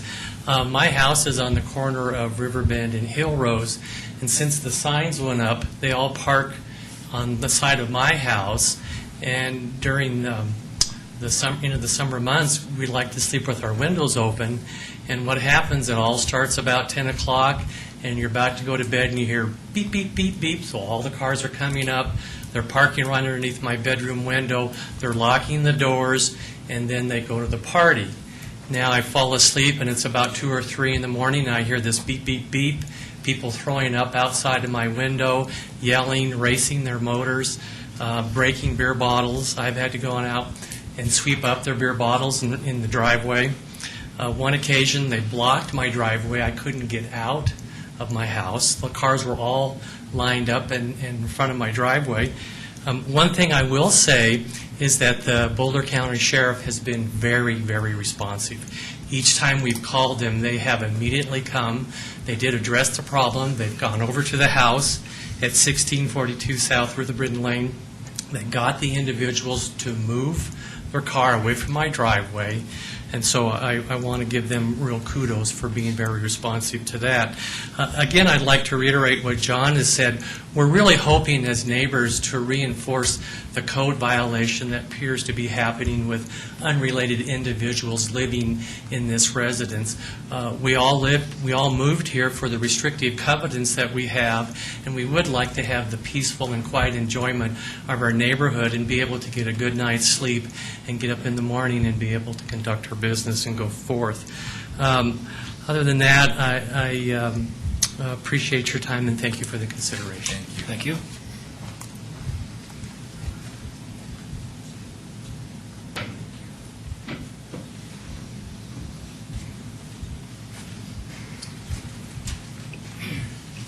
Thank you, Your Honor, the Mayor, Pro Tem, Matt, thank you very much. I'm Mick, M-I-C-K. My name is Arthur, P-A-H-L. I go by Mick. I'm Arthur the Third. My parents didn't think they needed Arthur, and then another Arthur and another Arthur. So they stuck me with Mick. My mother was Irish, so you might get some appreciation from that. I'm usually rather quiet, shy, and fairly conservative, but if you've read my memos... Address, if you wouldn't mind, just briefly. Pardon me? Just your address briefly. I'm sorry, I beg your pardon. 1602 South Riverbend Lane. Thanks. I'm sorry. If any of you have read my memos, and I know Dr. Muckle has, and I'm not very literate, even though the Boulder Valley School District hired me back in 1974 as assistant to the superintendent for public affairs, and that was my job to do the communicating, though I have to admit I'm not trained that way, and there is a level that I probably don't communicate so well as some other people. I've got past the anchor. Really have. Frustrated? Well, when the 3 policemen were there Friday night, 12:30, they said, Mick, they know you're frustrated. I said, thanks, because I'm not angry anymore. But they don't want to park in front of my house, I'll guarantee you that. And I've told them. I really don't know. I've got 5 minutes. Can I use some of theirs? I really don't know, Andrew, Chris, some of you people, I really don't know how you all would handle it. I can give you some scenarios. You want to stop when there was 35 cars there the night when they parked on his driveway? It was 2:30. When I talked to Sergeant Chamberlain the other day, and I said, Jim, I said, even smoke bombs, 2:30 in the morning. He said, Mick, he kind of laughed. He said, Mick, you know it's not illegal to have smoke bombs. I said, 2:30 in the morning? However, the plainclothes person that was out there Friday night said, Mick, it doesn't make any difference whether it's 2:30 in the morning, whatever. We don't go by hours. It's not illegal to shoot smoke bombs, okay? I accepted that. And it's not illegal to park your car on the street. It's not illegal to have a party. I know that. I don't want anybody else to tell me it's not. Okay, I know this. Matt knows it. I know well how some firms in the process of sales goes to the top and works their way down. I'm a trained Boulder Valley School District person, and you start at the bottom and you go up. And I went to your code enforcement officer who wouldn't come down and talk to me. I said, forget it. I'll go to Scott Randall. And I called Scott, and he was very sympathetic. He said, thank you, Mick. I don't know. He said, I wouldn't like it. And I don't know. He was very nice to me and very polite. And he was terminated that night. So I said, I'll go to the next stop. I'll go to Andrew. That night. And I've written him a few times, and you don't need to respond. Lots of times. And some of them I have to apologize to him. He doesn't know me very well. We've never actually really met. I'm a little sarcastic periodically. I've about had it. really. I can go through some scenarios for you if you want them. Whatever you want, I'll do it. I think when I called Susan St. Clair, that's the name I'm assuming, Ms. Carberry, that she goes by, is that correct? You can answer it, you can ask the mayor. She's the one who wrote the letter that I'm going to get a copy of sometime. See, I get sarcastic again. I just want you to know that I called her in early September, and I said, Susan, I've known her for 8 years. She came to my house last summer. She says, I want a deck like yours. And she talked to Gilberto and built her a deck. She came into my house when her water froze up on the outside at this time of the year. She wasn't there. She was working. Her husband lived in Washington. I turned it off and took care of these things. She gave me a Christmas present. We sit together every year at the 4th of July parade, right at the end of the cul-de-sac. I said, Susan, what are you doing? She said, Mickey, I forgot. I should have talked to you on my way out.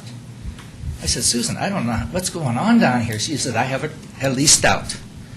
And I said, as long as you're doing legally, nothing I can do about it, but the noise is terrible. I said, how many people are there?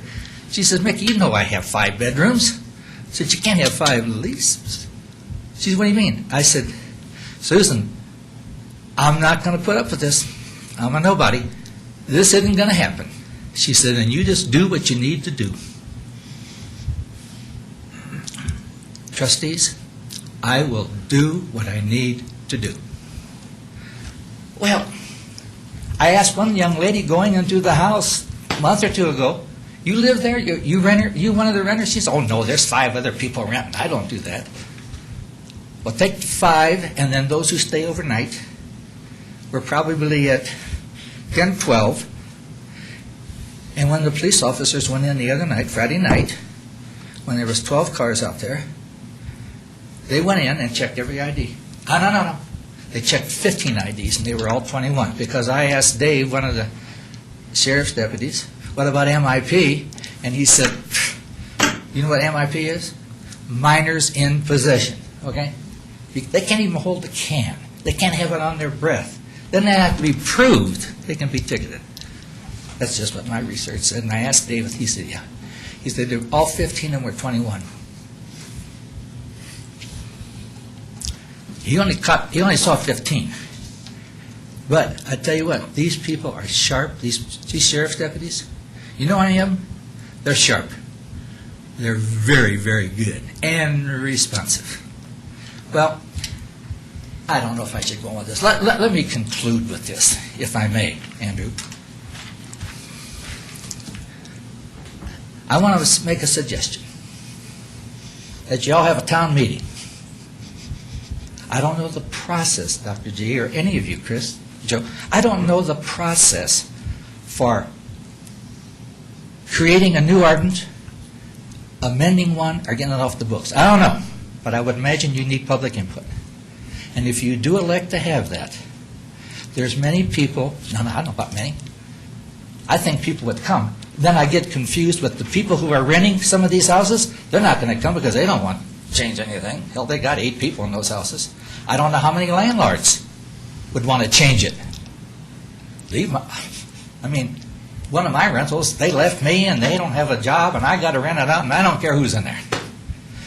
I would suggest an open forum to discuss this particular ordinance, add to that rental licensing like they have in the only city in Colorado, Boulder.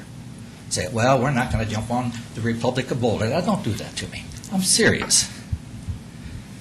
That's number 1. Number 2, just take it off the books. Just take it off. Take it off. Number 3 is my last one. Be a lighthouse. Why not? Be a lighthouse and let everybody know this is not going to become CU Boulder. It's not going to become a parking lot for the CU folks. Step up. Step up and do it. I would end it, my last one, with get some publicity. Let's get some publicity. let's let the world know. Let's let anybody in the Daily Camera or the different posts, if there's not, let's get them involved. Let's tell them we have an ordinance out here, and we mean it. We are not going to let that happen out here.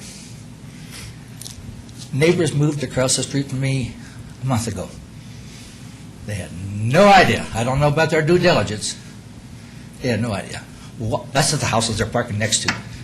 You know, a 9-month-old baby. She's going to have another one. This is where they park. Okay? So let's get some publicity. The mayor in Denver got publicity for not taking care of his property. Wasn't his fault. The guy he had helping him didn't do it. Yeah, come on. Let's get some publicity. Let's talk about who owns these rentals. Why are they doing it? I'll do it with this. I had 4. I haven't had them since 1991. I had 4. And in Boulder was one of them, one Louisville, one Lafayette. I had a 5-page lease. Lynn Kirkendall drew it up for me, if you know Lynn from Kaplan Ernest. They had to read it and sign it, and when they got done, I said, I mean it. I've gone to all these neighbors and told them, this is a way for me to make some money. I bought the first one 2 months before the growth control got in. You know, my house went up every month $1,000. Shows you how smart I was. And that's what I told them. If they do anything, here's my name, telephone number, I'll be here in a second, and they're out. The only real problem I had was getting paid. And Chris has heard this, and so has the gentleman from the Homeowners Association back there. I told them all, this is important I get paid, or I can't make a house payment because I don't have any other money. My plan is to buy 10 a year, 1 a year for 10 years, keep for 10 years, and sell 1 a year for 10 years. I got to 4. I haven't worked in 19 years because I do what Mr. Hunt from Kansas City said. If you want to do that, number 1, save, and number 2, don't spend, and that's what I pretty well do. But I told him, put all your bills in a hat, Andrew. Draw mine out first, or you're out of here. Thank you very much. I took more than my 5 minutes, and I apologize. No problem. Thank you. Maybe this, yep. Got one more. Okay, yep. My name is Karen Evans. I live at 1567 East Riverbend Street in Superior, and as John did, I'm also requesting that the Superior Municipal Code Enforcement be enacted relative to 1642 South Riverbend Lane. I won't go through all of the examples of the code that John mentioned earlier, but just wanted to give you some personal examples that I have witnessed from some of the sections. So we talked about section 10-7-100, disorderly conduct, and section 10-7-10, which is disturbance of the peace, and section 10-5-70. All of these things have woken me up at about 2:30 in the morning on multiple occasions. Most of the time it's on the weekends, but sometimes it's on the weeknights. And we all have jobs. We're all professionals. I work in the medical field. It's not really, I'm not at my best when I get woken up at 2:30 in the morning, have to call the police, wait till they come to talk to them, and then go to my job at 7:30 or 8 in the morning to take care of people that need my full attention. As far as the littering goes, as John mentioned, we've had broken glass in our front lawn. Got up on a Sunday morning in September. We were ready to do a 45-mile Good Sam bike jam ride. Had been up half the night because of these people, so we weren't at our best that day. I've witnessed them parking in front of people's driveways, and as John said, I've witnessed at least 5 cars parked in front of that house.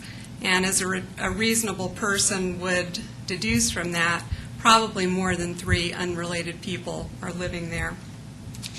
So, again, the action items that we're requesting are code enforcement.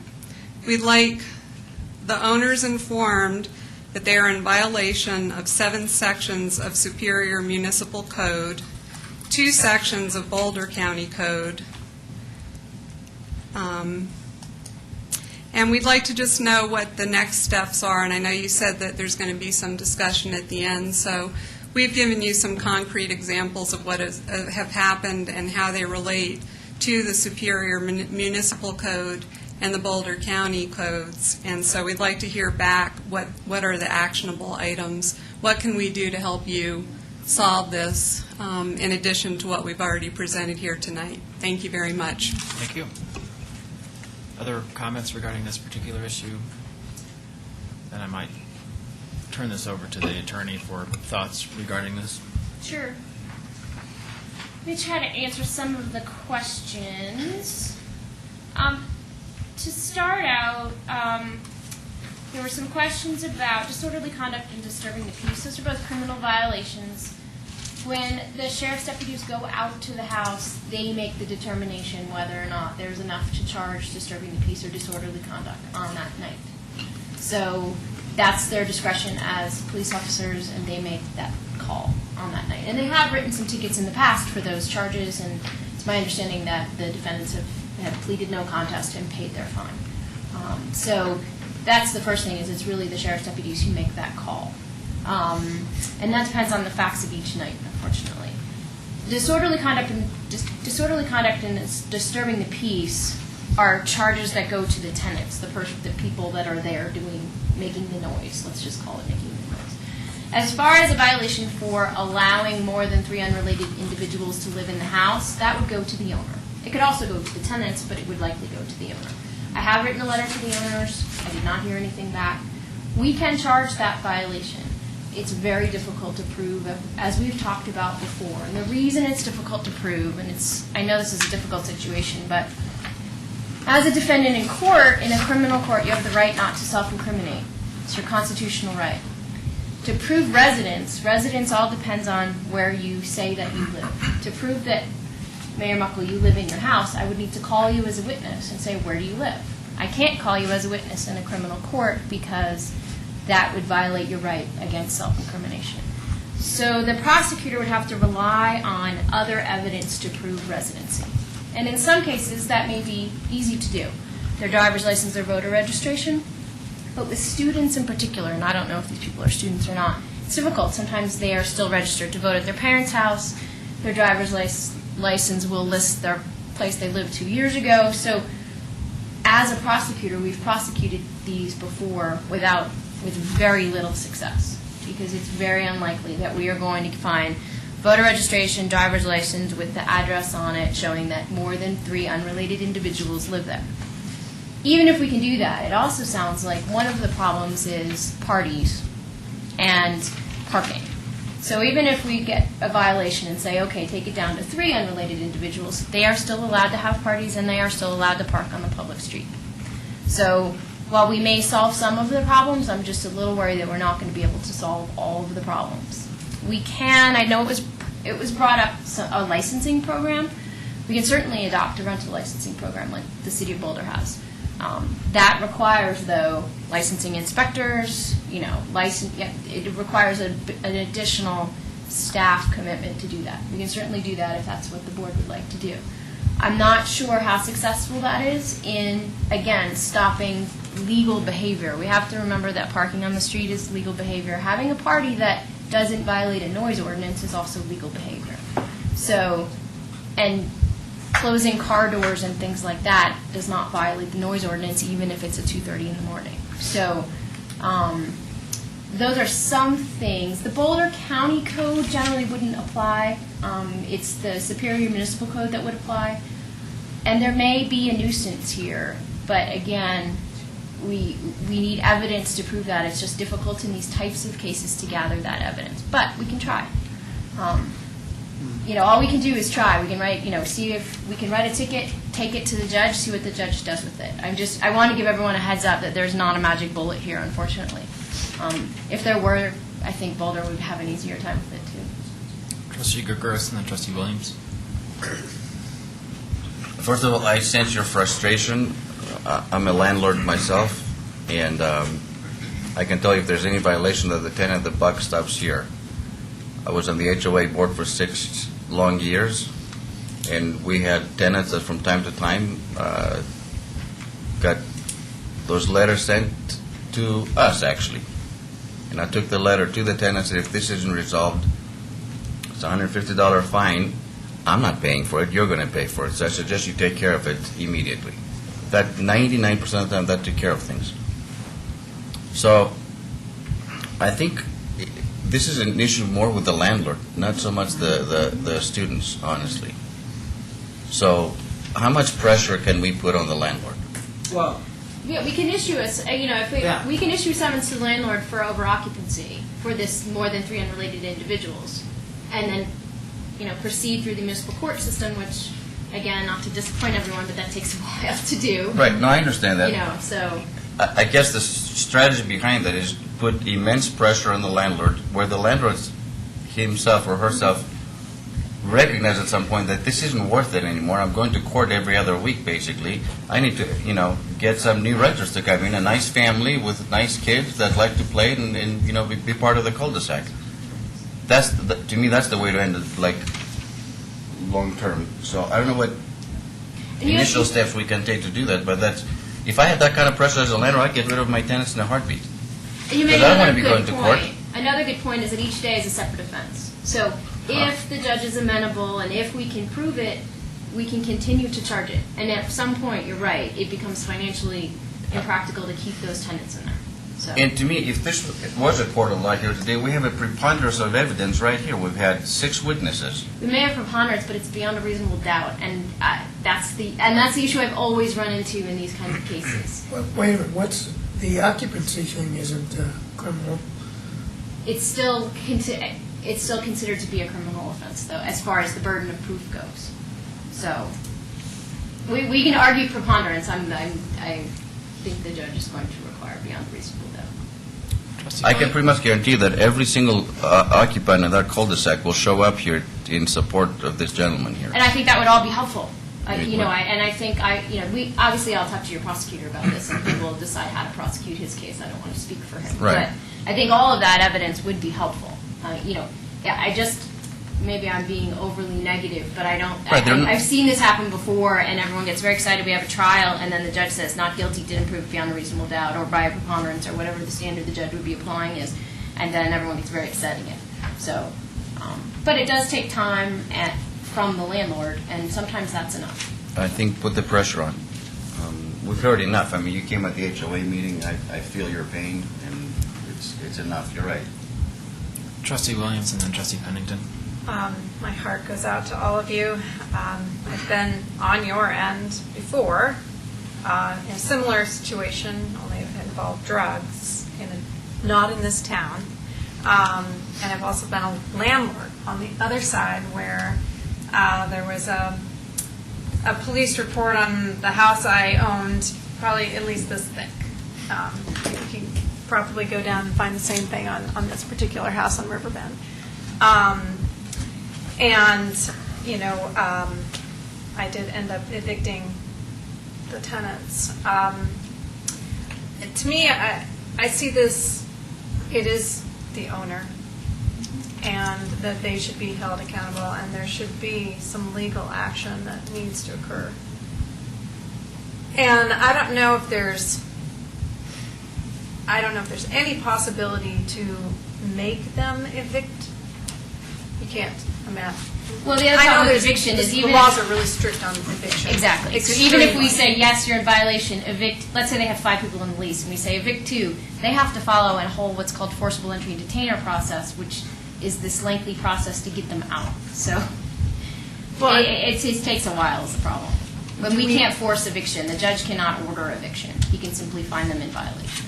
And so is there a lease? Is there a tangible lease that we know about? We don't know. One of them is her son. Okay. Oh, boy. All right, Aaron. It's a much more difficult issue. Yes, it becomes more difficult. I can imagine that there's a lease for one person on it at this point.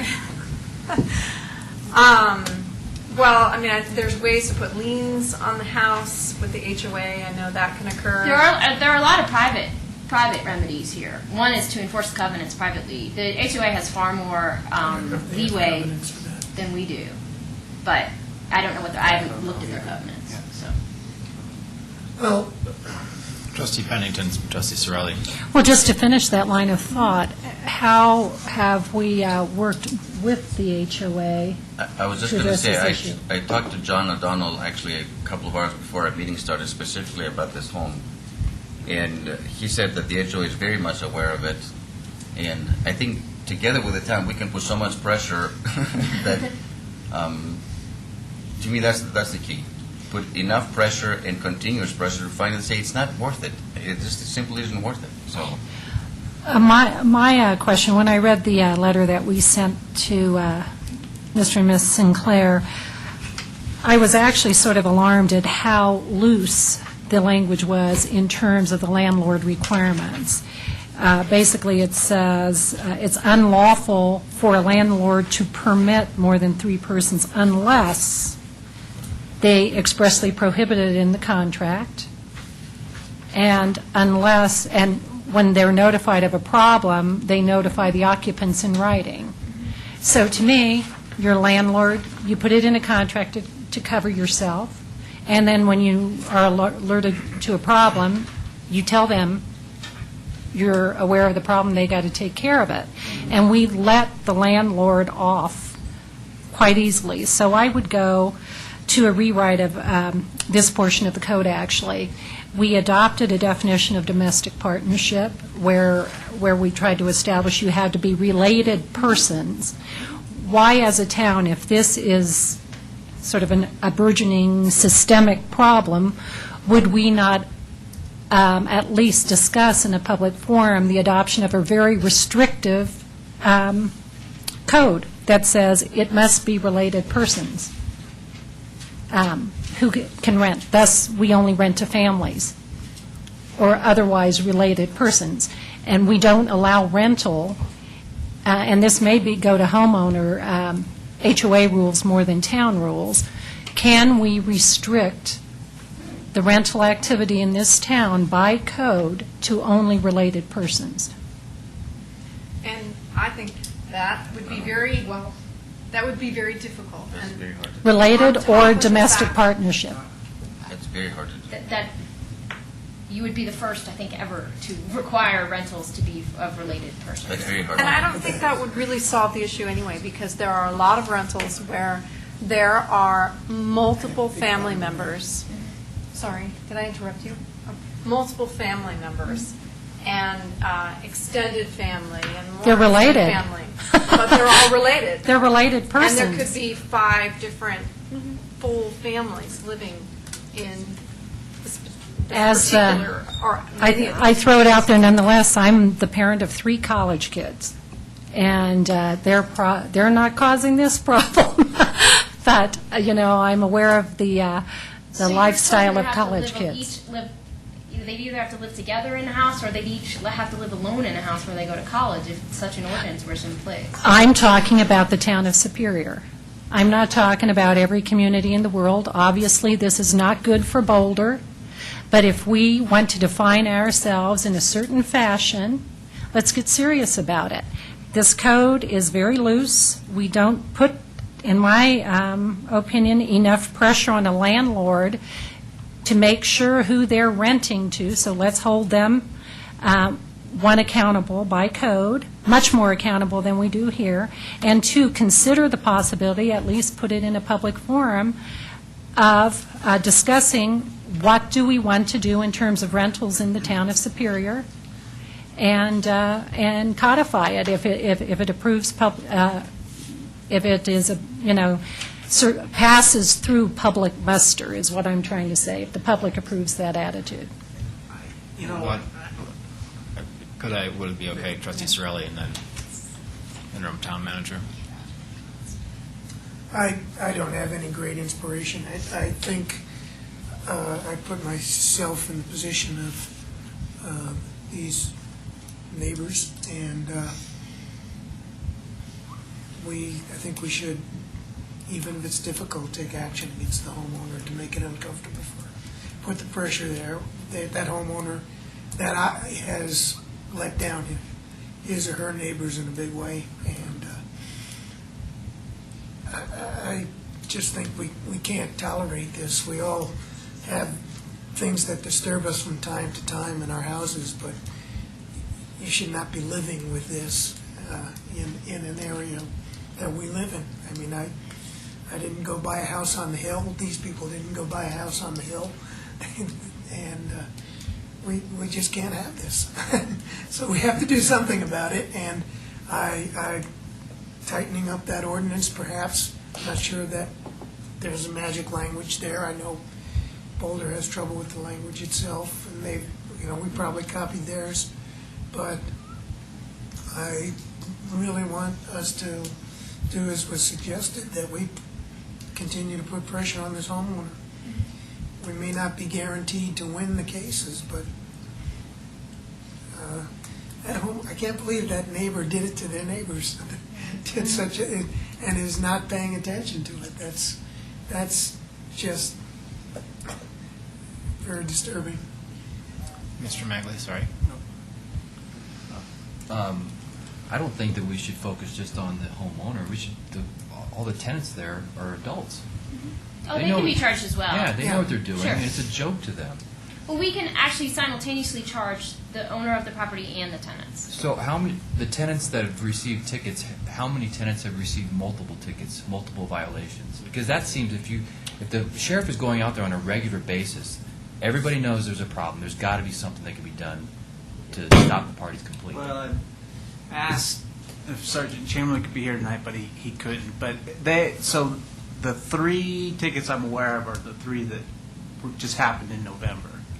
And I agree with Mick. And the sheriff's office has been responsive, and it's important that they continue to call, because then we have, something on record of when they're called out and what tickets are issued and those type of things. And if we proceed down this path and issue a ticket, that'll come into play during that proceeding. But How about a those are the only 2 things I'm aware DUI of. checkpoint? What? If all these people are leaving at 2:30 in the morning, set a DUI checkpoint at the end of the block. That's a great idea. Think about how many tickets you can Well, get. if they stay 14 days, then we'll charge you with occupancy. So I think we have I think we heard the board. I know we've heard from the neighbors. And we're going to proceed. We'll talk to the prosecutor tomorrow.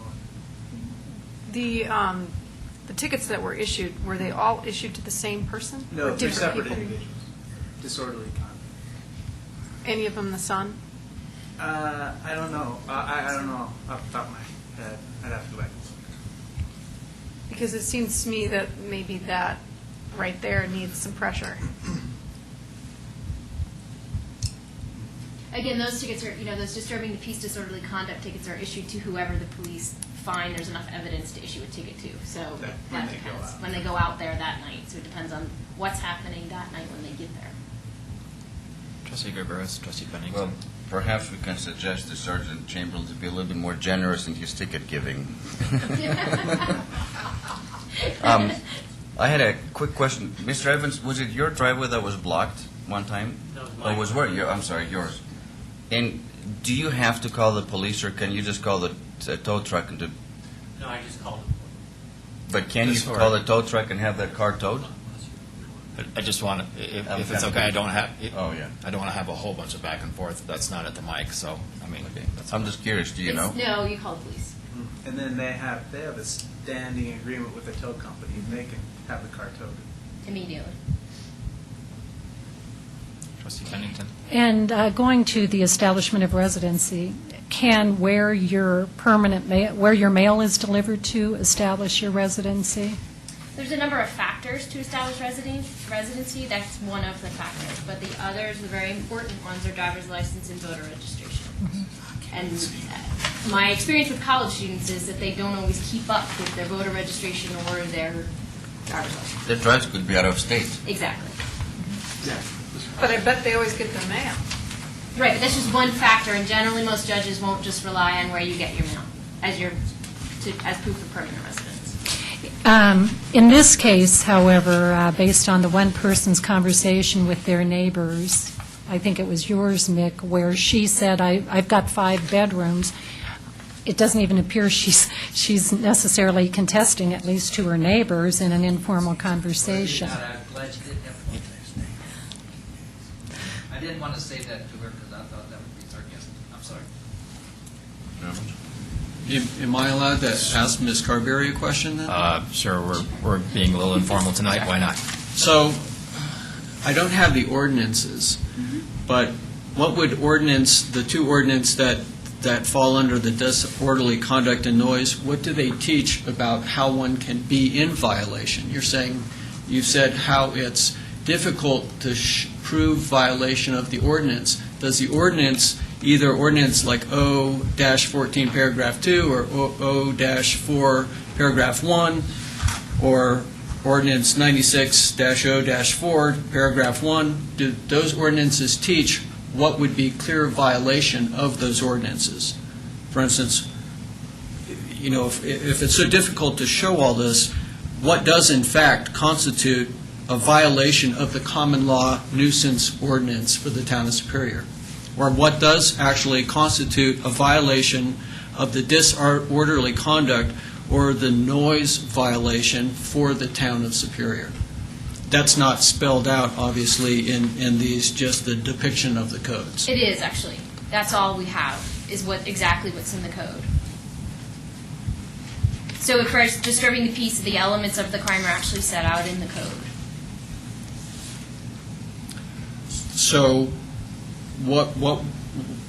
how would you go about proving, when you say, well, it goes to, prove without a reasonable doubt, does that mean that then by definition, section 7.1-1-20 for common law nuisances and 10-7-100 for disorderly conduct, are those just unenforceable by municipal code? No.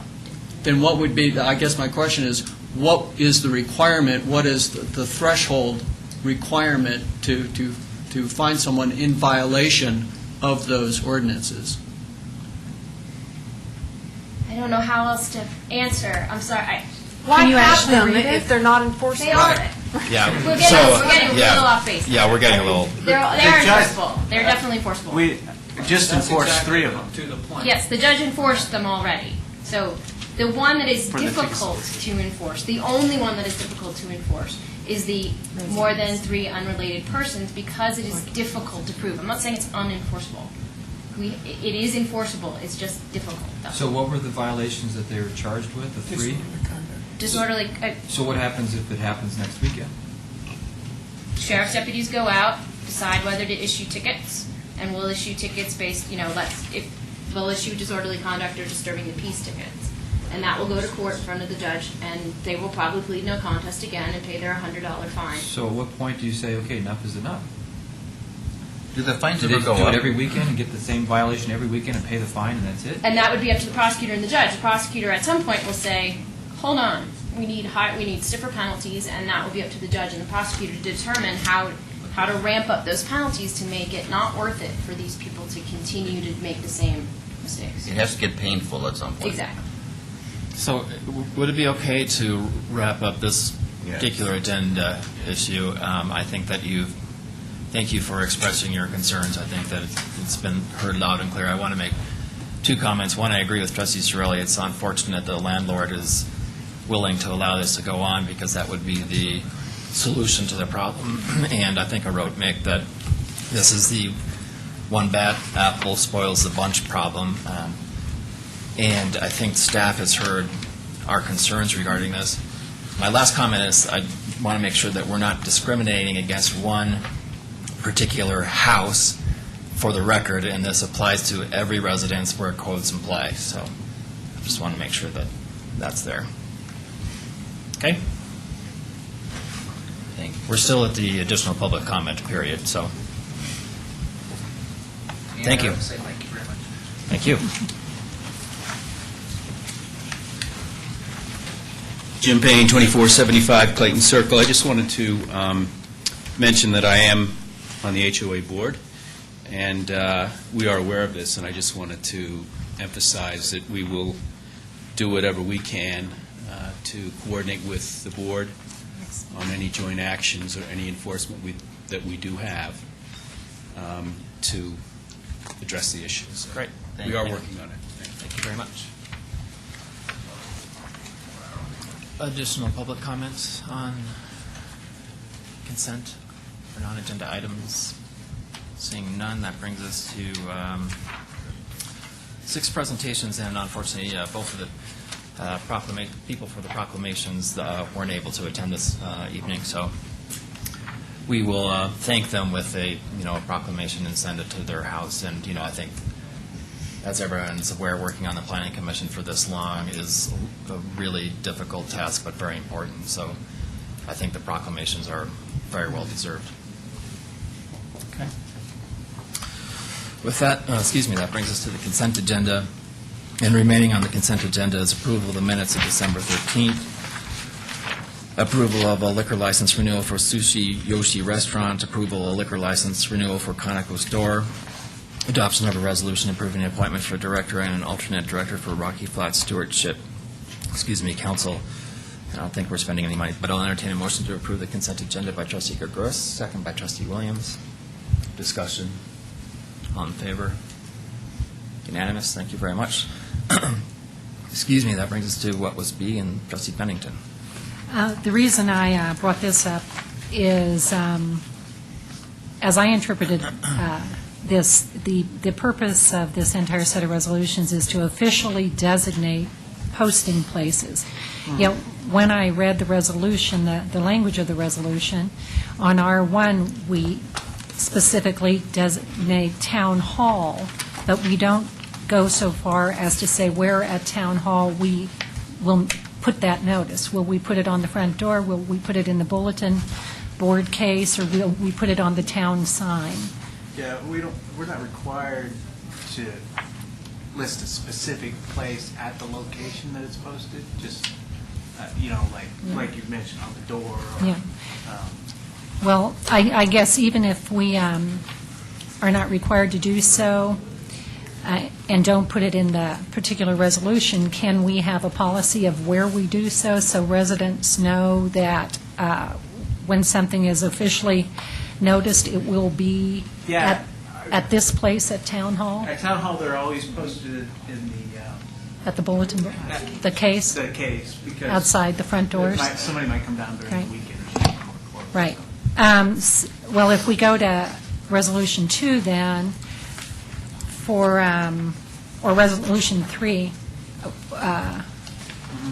SMID 1, we don't have any specifics. We just say it will be in at least 3 public places within the boundaries of the district. These districts in the town have different requiremements under the open meetings law in Title 32. It's required for districts that they have 3 public locations somewhere. But where do we put those such that somebody who is looking for those notices, when they're out and about within the district, know to look at location 1, 2, or 3 to see that notice? I'll defer to Phyllis on that one. The roundabout is the property for the district. So that In the marketplace. In the marketplace, the roundabout. And Center Drive. So does the roundabout constitute 3 public places? It's the only place that I've been told that we can post the notices is in the roundabout. That is the property that the district owns.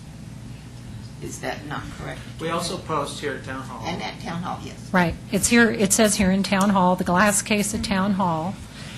On this one, it's so, interestingly, on Resolution 1, it doesn't say the glass case.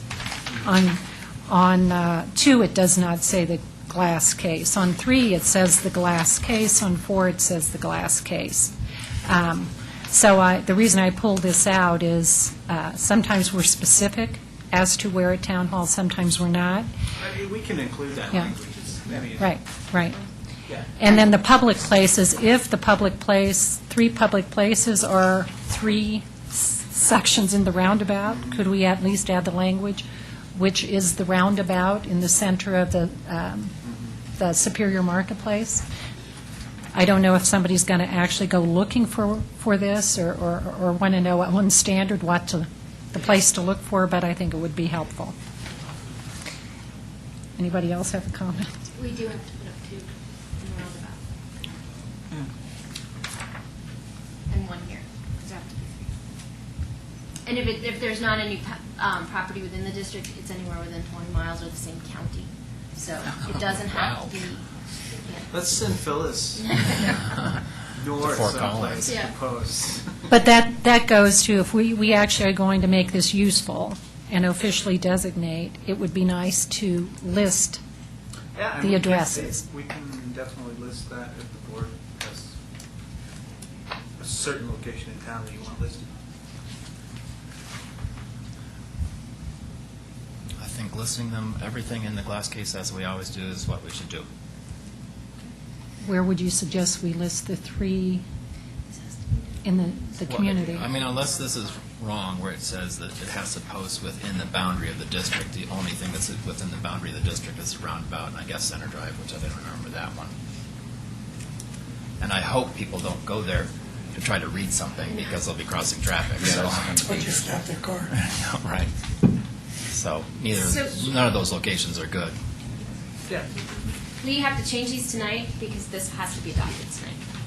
So if we want to make changes, we have to do these on the fly. Why don't we just approve these, and if we want to redraft a motion and further do it down the road, as opposed to doing anything on the fly, which I'm always opposed to, we can do, there's no reason why we couldn't adopt something Oh, no, we can next change it. meeting, We can right? change it the next meeting, yes. Yeah. We just have to adopt something at this meeting, and then we can always change it. So I make a we can motion. adopt these and then bring it back on the 24th. Sure. The amended language. Okay. Okay. So I'll entertain a motion then. I'll make a motion to approve. We have to read that. Yeah, I guess you have to read all of them. Okay. And you got number 1. Our number 1? Okay. I make a motion to approve the Town of Superior Resolution Number R-1, Series 2011. The resolution of the Board of Trustees of the Town of Superior establishing a designated public place for the posting of meeting notices as required by the Colorado Open Meeting Law. Motion by Trustee Gregorius, second by Trustee Williams. Thank you. All in favor? Unanimous. Thank you. You're on a roll. I'd like to make a motion to approve Superior Urban Renewal Authority Resolution Number Sura-1, Series 2011. The resolution of the Board of Commissioners of the Superior Urban Renewal Authority establishing a designated public place for the posting of meeting notices as required by the Colorado Open Meeting Law. Motion by Trustee Gregorius, second by Trustee Williams. Discussion. All in favor? Unanimous. Thank you. I'd like to make a motion to approve Superior McCaslin Interchange Metropolitan District Resolution Number SMID-1, Series 2011. A resolution of the Board of Directors of the Superior McCaslin Interchange Metropolitan District designating the public places for posting of the meeting notices as required by Colorado law. Motion by Trustee Gregorius, second by Trustee Williams. Discussion. All in favor? Unanimous. Thank you. And last but not least, I'd like to make a motion to approve Superior Metropolitan District Number 1, Resolution Number SMD Number 1-1, Series 2011. A resolution of the Board of Directors of the Superior Metropolitan District Number 1 designating the public places for posting of the meeting notice as required by Colorado law. Motion by Trustee Gregorius, second by Trustee Williams. Discussion. All in favor? Unanimous. Thank you.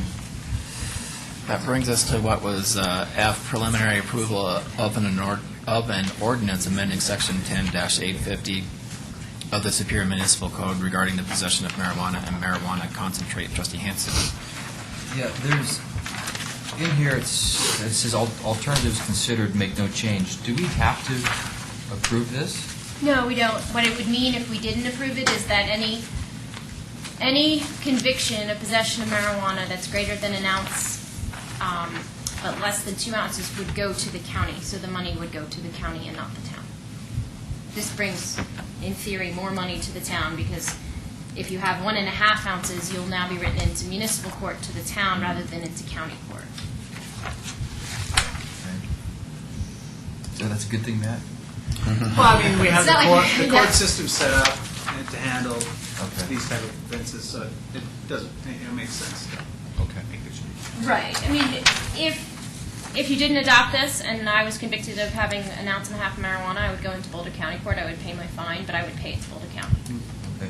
So what was the law before it was changed from 1 ounce to 2 ounces? What was the penalty if you had 1.5 ounces or 2 ounces? Before? You went to Boulder County Court. This will And allow then- you to come in. Oh, But then what was the penalty? I'm not sure. Yeah, I got to check. I'm not sure. As far as the county's penalty, I'm not sure. I don't know what the county's penalty is. It just appeared to me that we were lowering our standard and saying, well, you can carry a little bit more with you, and you're not going to get in as much trouble if you do. But that's not the case? No, That's not the that's case, not no. the case, Oh, no. okay. This- Okay. Nope. Okay. Good.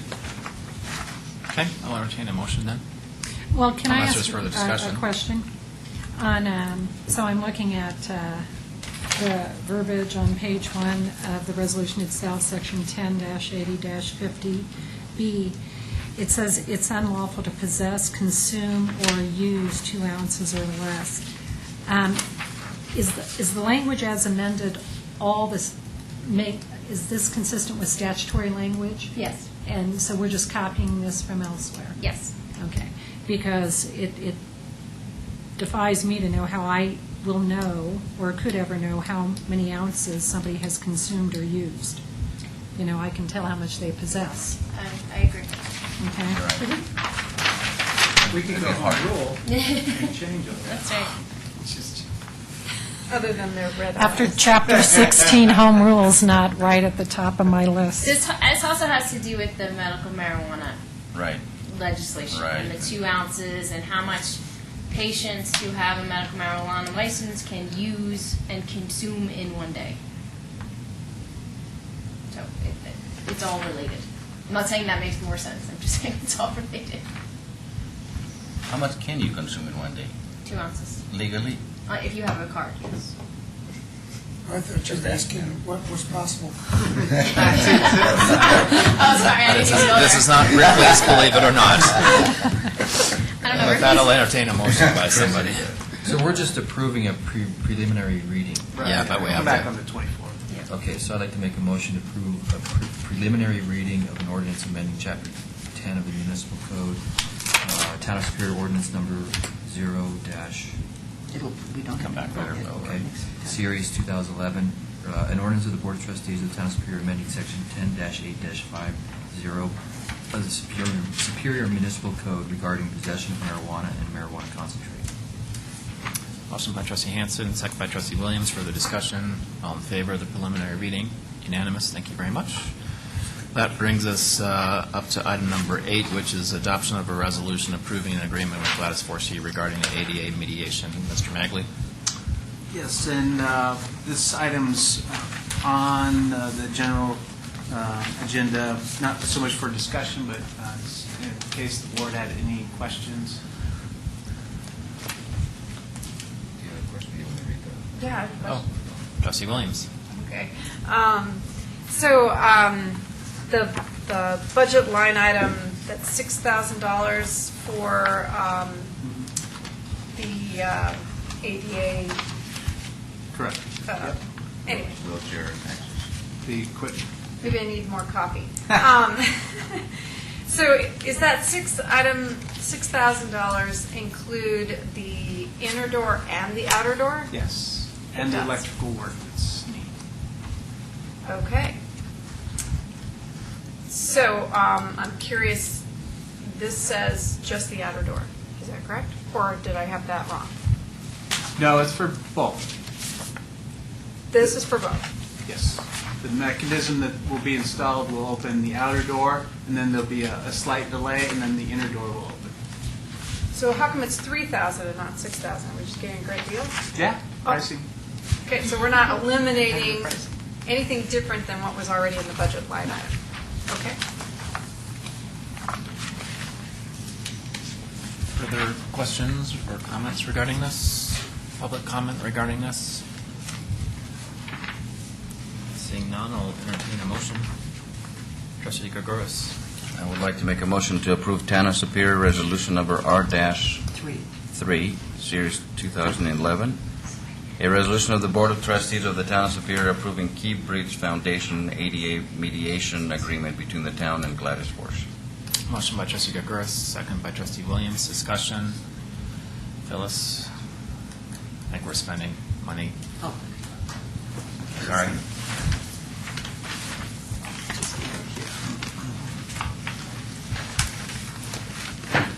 Cirelli? Yes. Gregorius? Yes. Hanson? Yes. Muckle? Yes. Pennington? Yes. Williams? Yes. That motion carries. Thank you. That brings us to item number 9, a discussion of regarding parking capacity at Colton Trailhead. Mr. Mangan. Thank you, Mayor. This item was placed on the agenda at the request of the board. In April 20, I'll ask Martin to come forward because he's had specific discussions with Boulder County staff, but in April 26, 2010, the board approved an intergovernmental agreement with Boulder County for the improvements to the trailhead at McCaslin and Colton Road, which includes the current construction configuration that you see out there now, which is the 33 parking spaces plus additional horse trailer parking spaces. There's a concern by some that the trailhead might be very popular and we might be overparked, which would be a good thing, and whether or not it might make sense to do the expansion to the second phase now. I asked Martin to contact Boulder County staff with regard to this possibility. They were a little taken back, which is understanding considering where they're at in their construction phase and that we already have the agreement in place.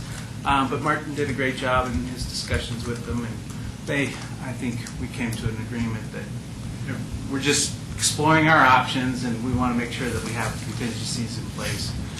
Our recommendation is to stick with the first phase as it's designed and as we agreed to with Boulder County, and then monitor the issue, which Boulder County, is my understanding, does, and we will do also, to make sure that we have enough capacity. And if we don't, then we can begin the process to begin that. I'm going to have to cut off the interim manager because I have to have the Parks, Recreation, and Open Space Director come to the mic in an official capacity.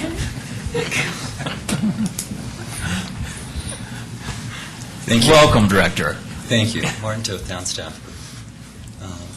As Mr. Magley described, the discussion we had with the county last week was great. It was a little bit, I don't want to call it last second, but I had a chance to catch up with their staff, having not been involved in some of the discussions on this over the last year or so. They were great in helping me catch up on the design side, both in how the design ended up the way it is now, and what's been constructed there to this point, and then also the process for considering prospective changes and what the triggers would be. And as Mr. Magley described, there's a very specific and defined process the Boulder County Land Use Office goes through to consider whether or not to allow an additional change or any change to a use that's on their property. And they would use some very specific criteria to go through a several-month process. The town staff and the county staff, we work together, and we've talked about maintenance. The board saw last April an IGA that called for maintenance to be coordinated through the town and significant improvements and changes to the facility coordinated by county staff. And as a follow-up to that conversation, town staff will be out there regularly. We'll work together with the Boulder County staff. This is going to be a new great amenity for them as well. And they'll want to make sure that it's monitored and traffic is handled there in an appropriate way. So we'll look at how the facility is used over the coming months, and if a change is merited, we go through some formal criteria that would begin with trip counting. 150 trips a day in and out is a pretty good number.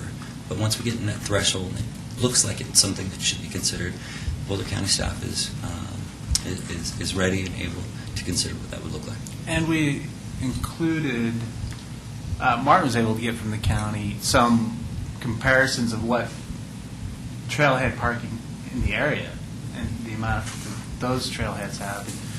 Just taking a look at that data, we've got a considerable amount of spaces that we're going to have to start with compared to what some of the other trailheads have. So I think it's a good start.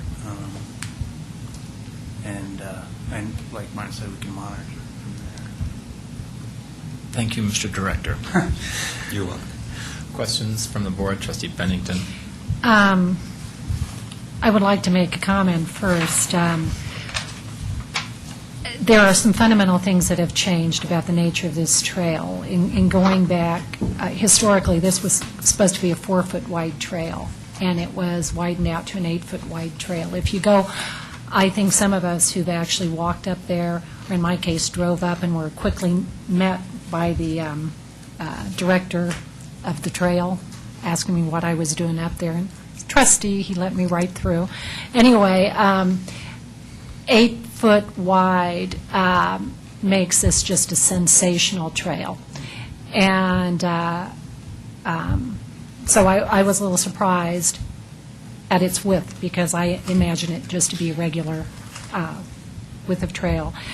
As the town of Superior, I believe our chief responsibility here is to make sure that we have this be a positive happening and a positive amenity for the town. So when it comes to parking there, if the lot is full, and 33 is the max, because these are not going to be marked stalls, the thought is it will be used by bikes, and even that trail director, unsolicited, said, I don't know why you just got parking in here for 20 people. I thought 20. I knew it was 33, but I think what he's doing based on his experience is implying that bike parking is going to be fewer spots than regular car parking. But our responsibility is to make sure that from day one, this appears well thought out, well executed, and it's something that we can be proud of. So if we don't intend to do anything about the actual parking, I would like to know what the town plans in terms of contingency plans.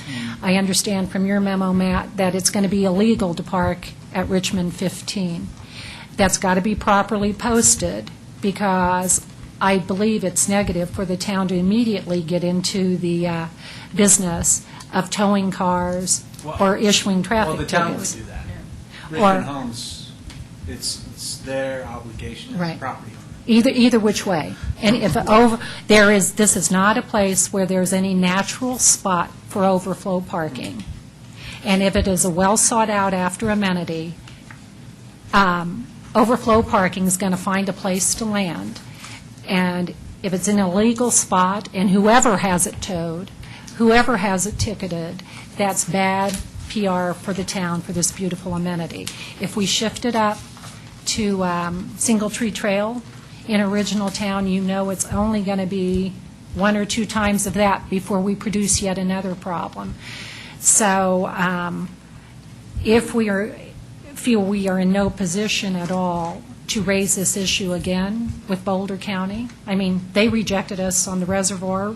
We dogged that issue, and we eventually got some action on it. That worked favorably for the town of Superior.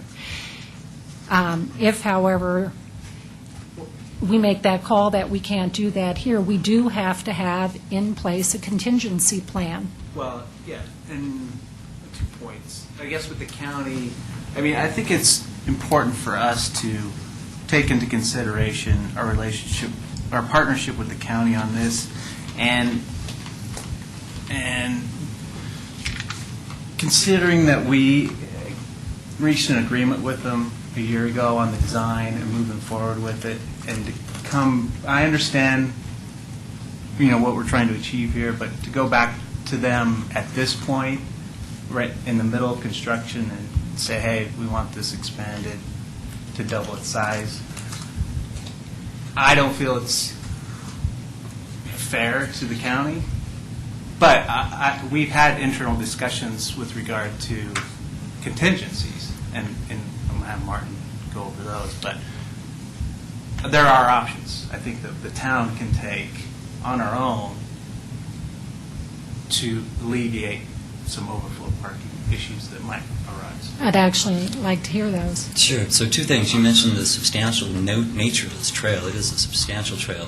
Once you can see something go from being 2-dimensional on a piece of paper and actually see it, especially an amenity like this, it's very striking. It's a great change to the landscape, and really tying in this wonderful loop of trail access. So I think by all accounts, everybody's looking forward to an active and popular trail section, but off-site issues. We've had a chance internally and with Boulder County staff to talk about what some of the off-site issues, what they are, what comes up in some of their other trail facilities. As you saw on that chart, they have a number of facilities in a number of different locales, from mountain trail areas to not so populated areas to more populated areas. And they talk about some of the off-site issues, and they're familiar with what kind of idea, or what items come up with pedestrians crossing at inappropriate places, signs that might need to be installed, and some education that might make sense, and then potentially finding some alternative parking. Mr. Magley and I have talked about a couple of different locations that might make sense, using some of the right-of-way that's along McCaslin, potentially putting in something that would provide some pedestrian safety as well as vehicular safety, and then potentially talking to some of the adjoining landowners, or maybe even using some of the town facilities or Colton in Indiana where the basketball courts are. So the options are there. None have been taken off the table, and the Boulder County has only been supportive of us working together to find something that would work over the long term. Trustee Kokoros? Yeah, I just have a quick question. If Boulder County is in the middle of creating this parking lot right now, let's say in the future our studies find that, yes, we do need to expand the parking lot. Is it less expensive if we're to do it now that they're there already with their equipment, or is it more expensive if they have to come back 6 months or a year from now to do it? Well, one, it's on Boulder County land, the expansion, and then Martin had discussions with the county with regard to where they're at with their current budget, the Right. risk, staffing, And project schedule in and their general. process too Mhm. for design. So, why don't you go through those? Sure, as Mr. Malley noted, so there's budget issues, project timing issues, and then, basically the core item here is remobilization. And the Boulder County staff coordinated the majority of this work, and it would be a cost for them to remobilize once a new project was approved, design was approved, and then budget was appropriated for it. So we'd need to go through a few steps. In terms of net savings, at the end of the day, it's mobilization costs. Because they're using internal staff and resources for the construction. So, How Yeah. far ahead of schedule are we on it? It was supposed to be, I believe, a 16-week schedule. It was approved, the contract was approved, well, not the contract for the single hot tree. It was just the quality paving contract for the Mayhopper single tree was supposed to be in roughly parallel, so 16 weeks is the number that I recall. In my mind, it was going to be done in the spring. So to have so much action so early, and for the county to be willing to expedite the design review process and work closely with us to try and figure out how to make some of the on-site adjustments that will happen with any project was a wonderful opportunity. Trustee Williams?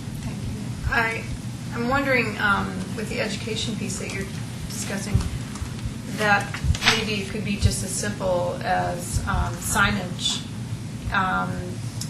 at the trailhead, as well as where else you can park that would connect you to the same trail system, such as the single tree trail parking, or overflow of town hall.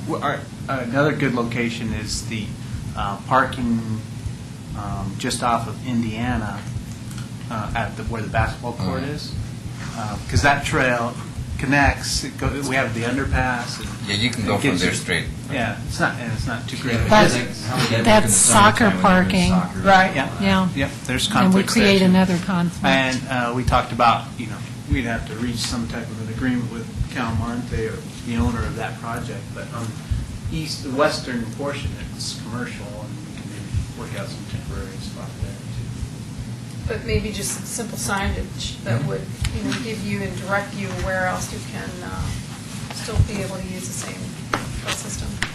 Trustee Hansen? Is it possible just to use where they're going to extend it, just as overflow parking, just in case? Or does it have to be packed down and properly graded? Because if someone's going to park on the lot at Richmond, that's not developed for parking. So what would be the difference if they just moved up? The area that's identified for expansion is Boulder County's property, so it would require going through the approval process. There are some sections along the McCaslin right-of-way that might make sense drainage-wise to use a temporary parking surface or even recycle asphalt or something similar on a temporary basis if the demand was so high that it made sense. And when Martin's talking about that, since it's in our right-of-way, that's something we could do relatively quickly without having to go through, the design process with the county. That would be the immediate solution. Right. An interim solution while identifying a longer-term solution with Boulder County. But isn't that a safety concern, though, of doing anything on the chasm there? Yes, we want to talk about appropriate safety measures, something that made sense for traffic to move on to a temporary parking facility and then provide something that provided shelter like jersey barriers and did something, some concrete improvements, even on a temporary basis, to ensure pedestrian and vehicular safety. Public comment regarding this issue?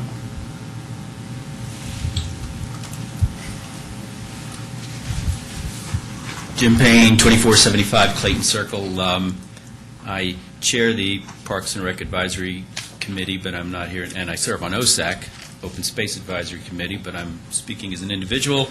I just wanted to emphasize that I brought this up, and sorry if it surprised the county when we brought this to them, but as the trail is nearing completion, and as I visited it over the Christmas week holiday, I realized that it was a much bigger, wider trail than I had originally understood it to be. If you look at the county documents that are online right now on the county's website, it mentions that it's a 4-foot or wider trail.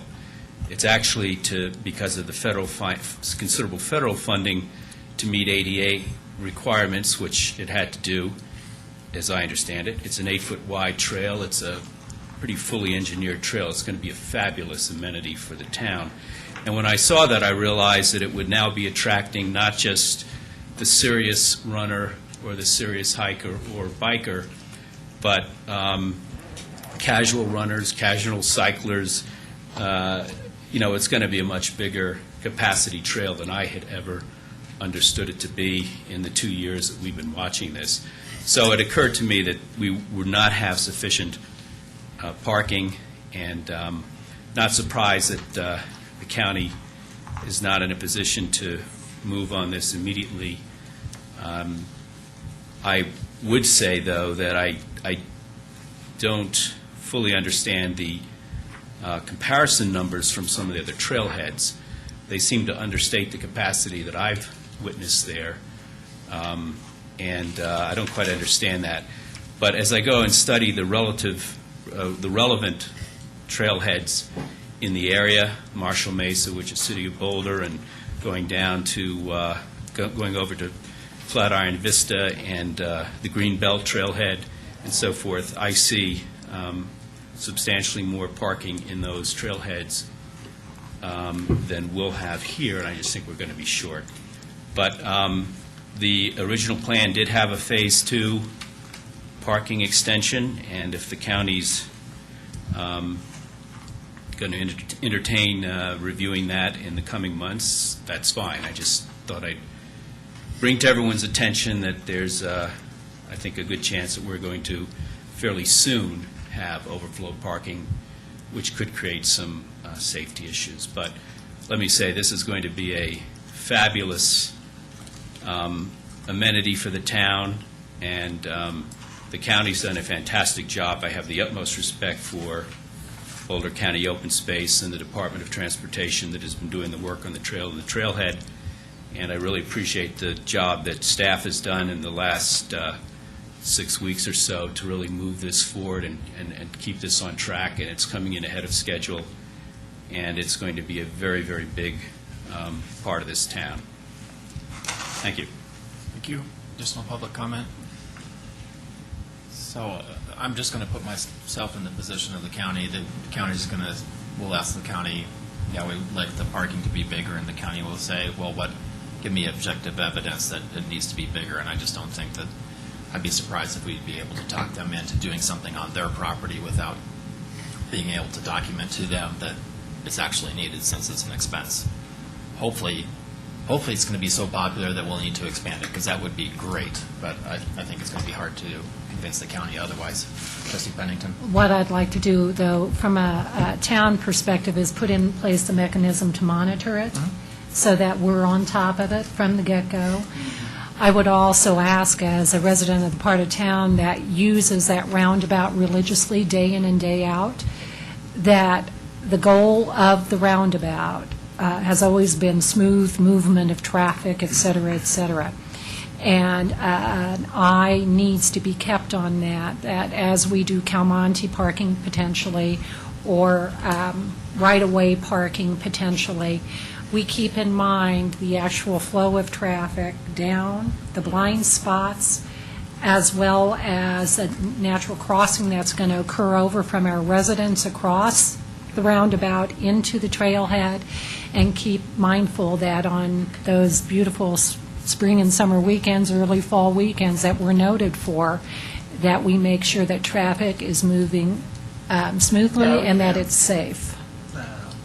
Maybe once it's opened up, we can have Alex, one of his staff, come out and spend the weekend day out there, just observe it and see how it's working. And throughout the year, we can do that. Just one more comment. This came up in the conversation with Jim Payne today, that due to the size of that trail, people that are going to go out there and ride their bikes and run are probably going to stay on the trail longer, so their cars are going to be parked in the parking lot longer. So if we're going to do traffic counts in and out, consider that they're going to be parked in there longer, so people won't even go in there because they're going to Yeah, they full.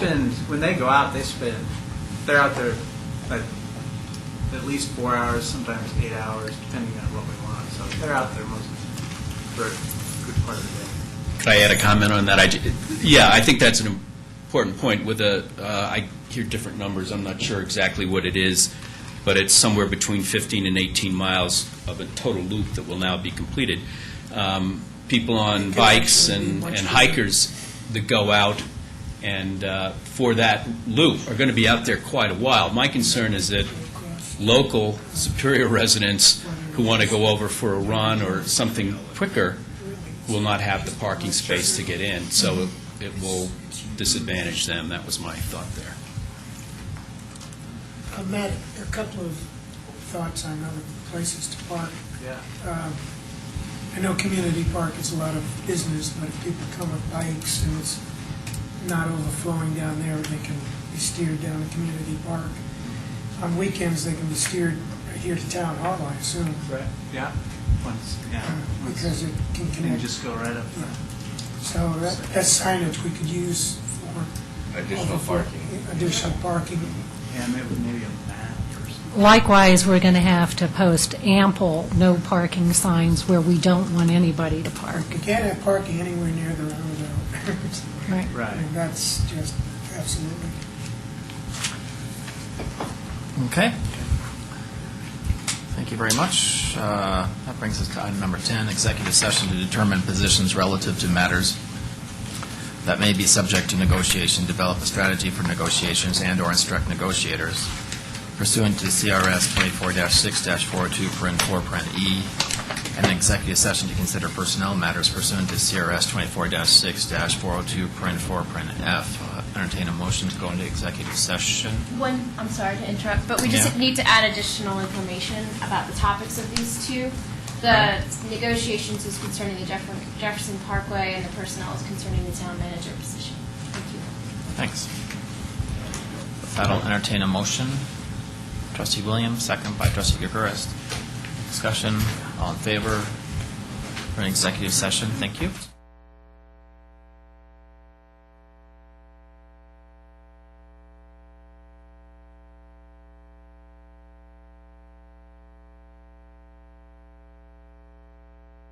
Alex! Jay is here somewhere.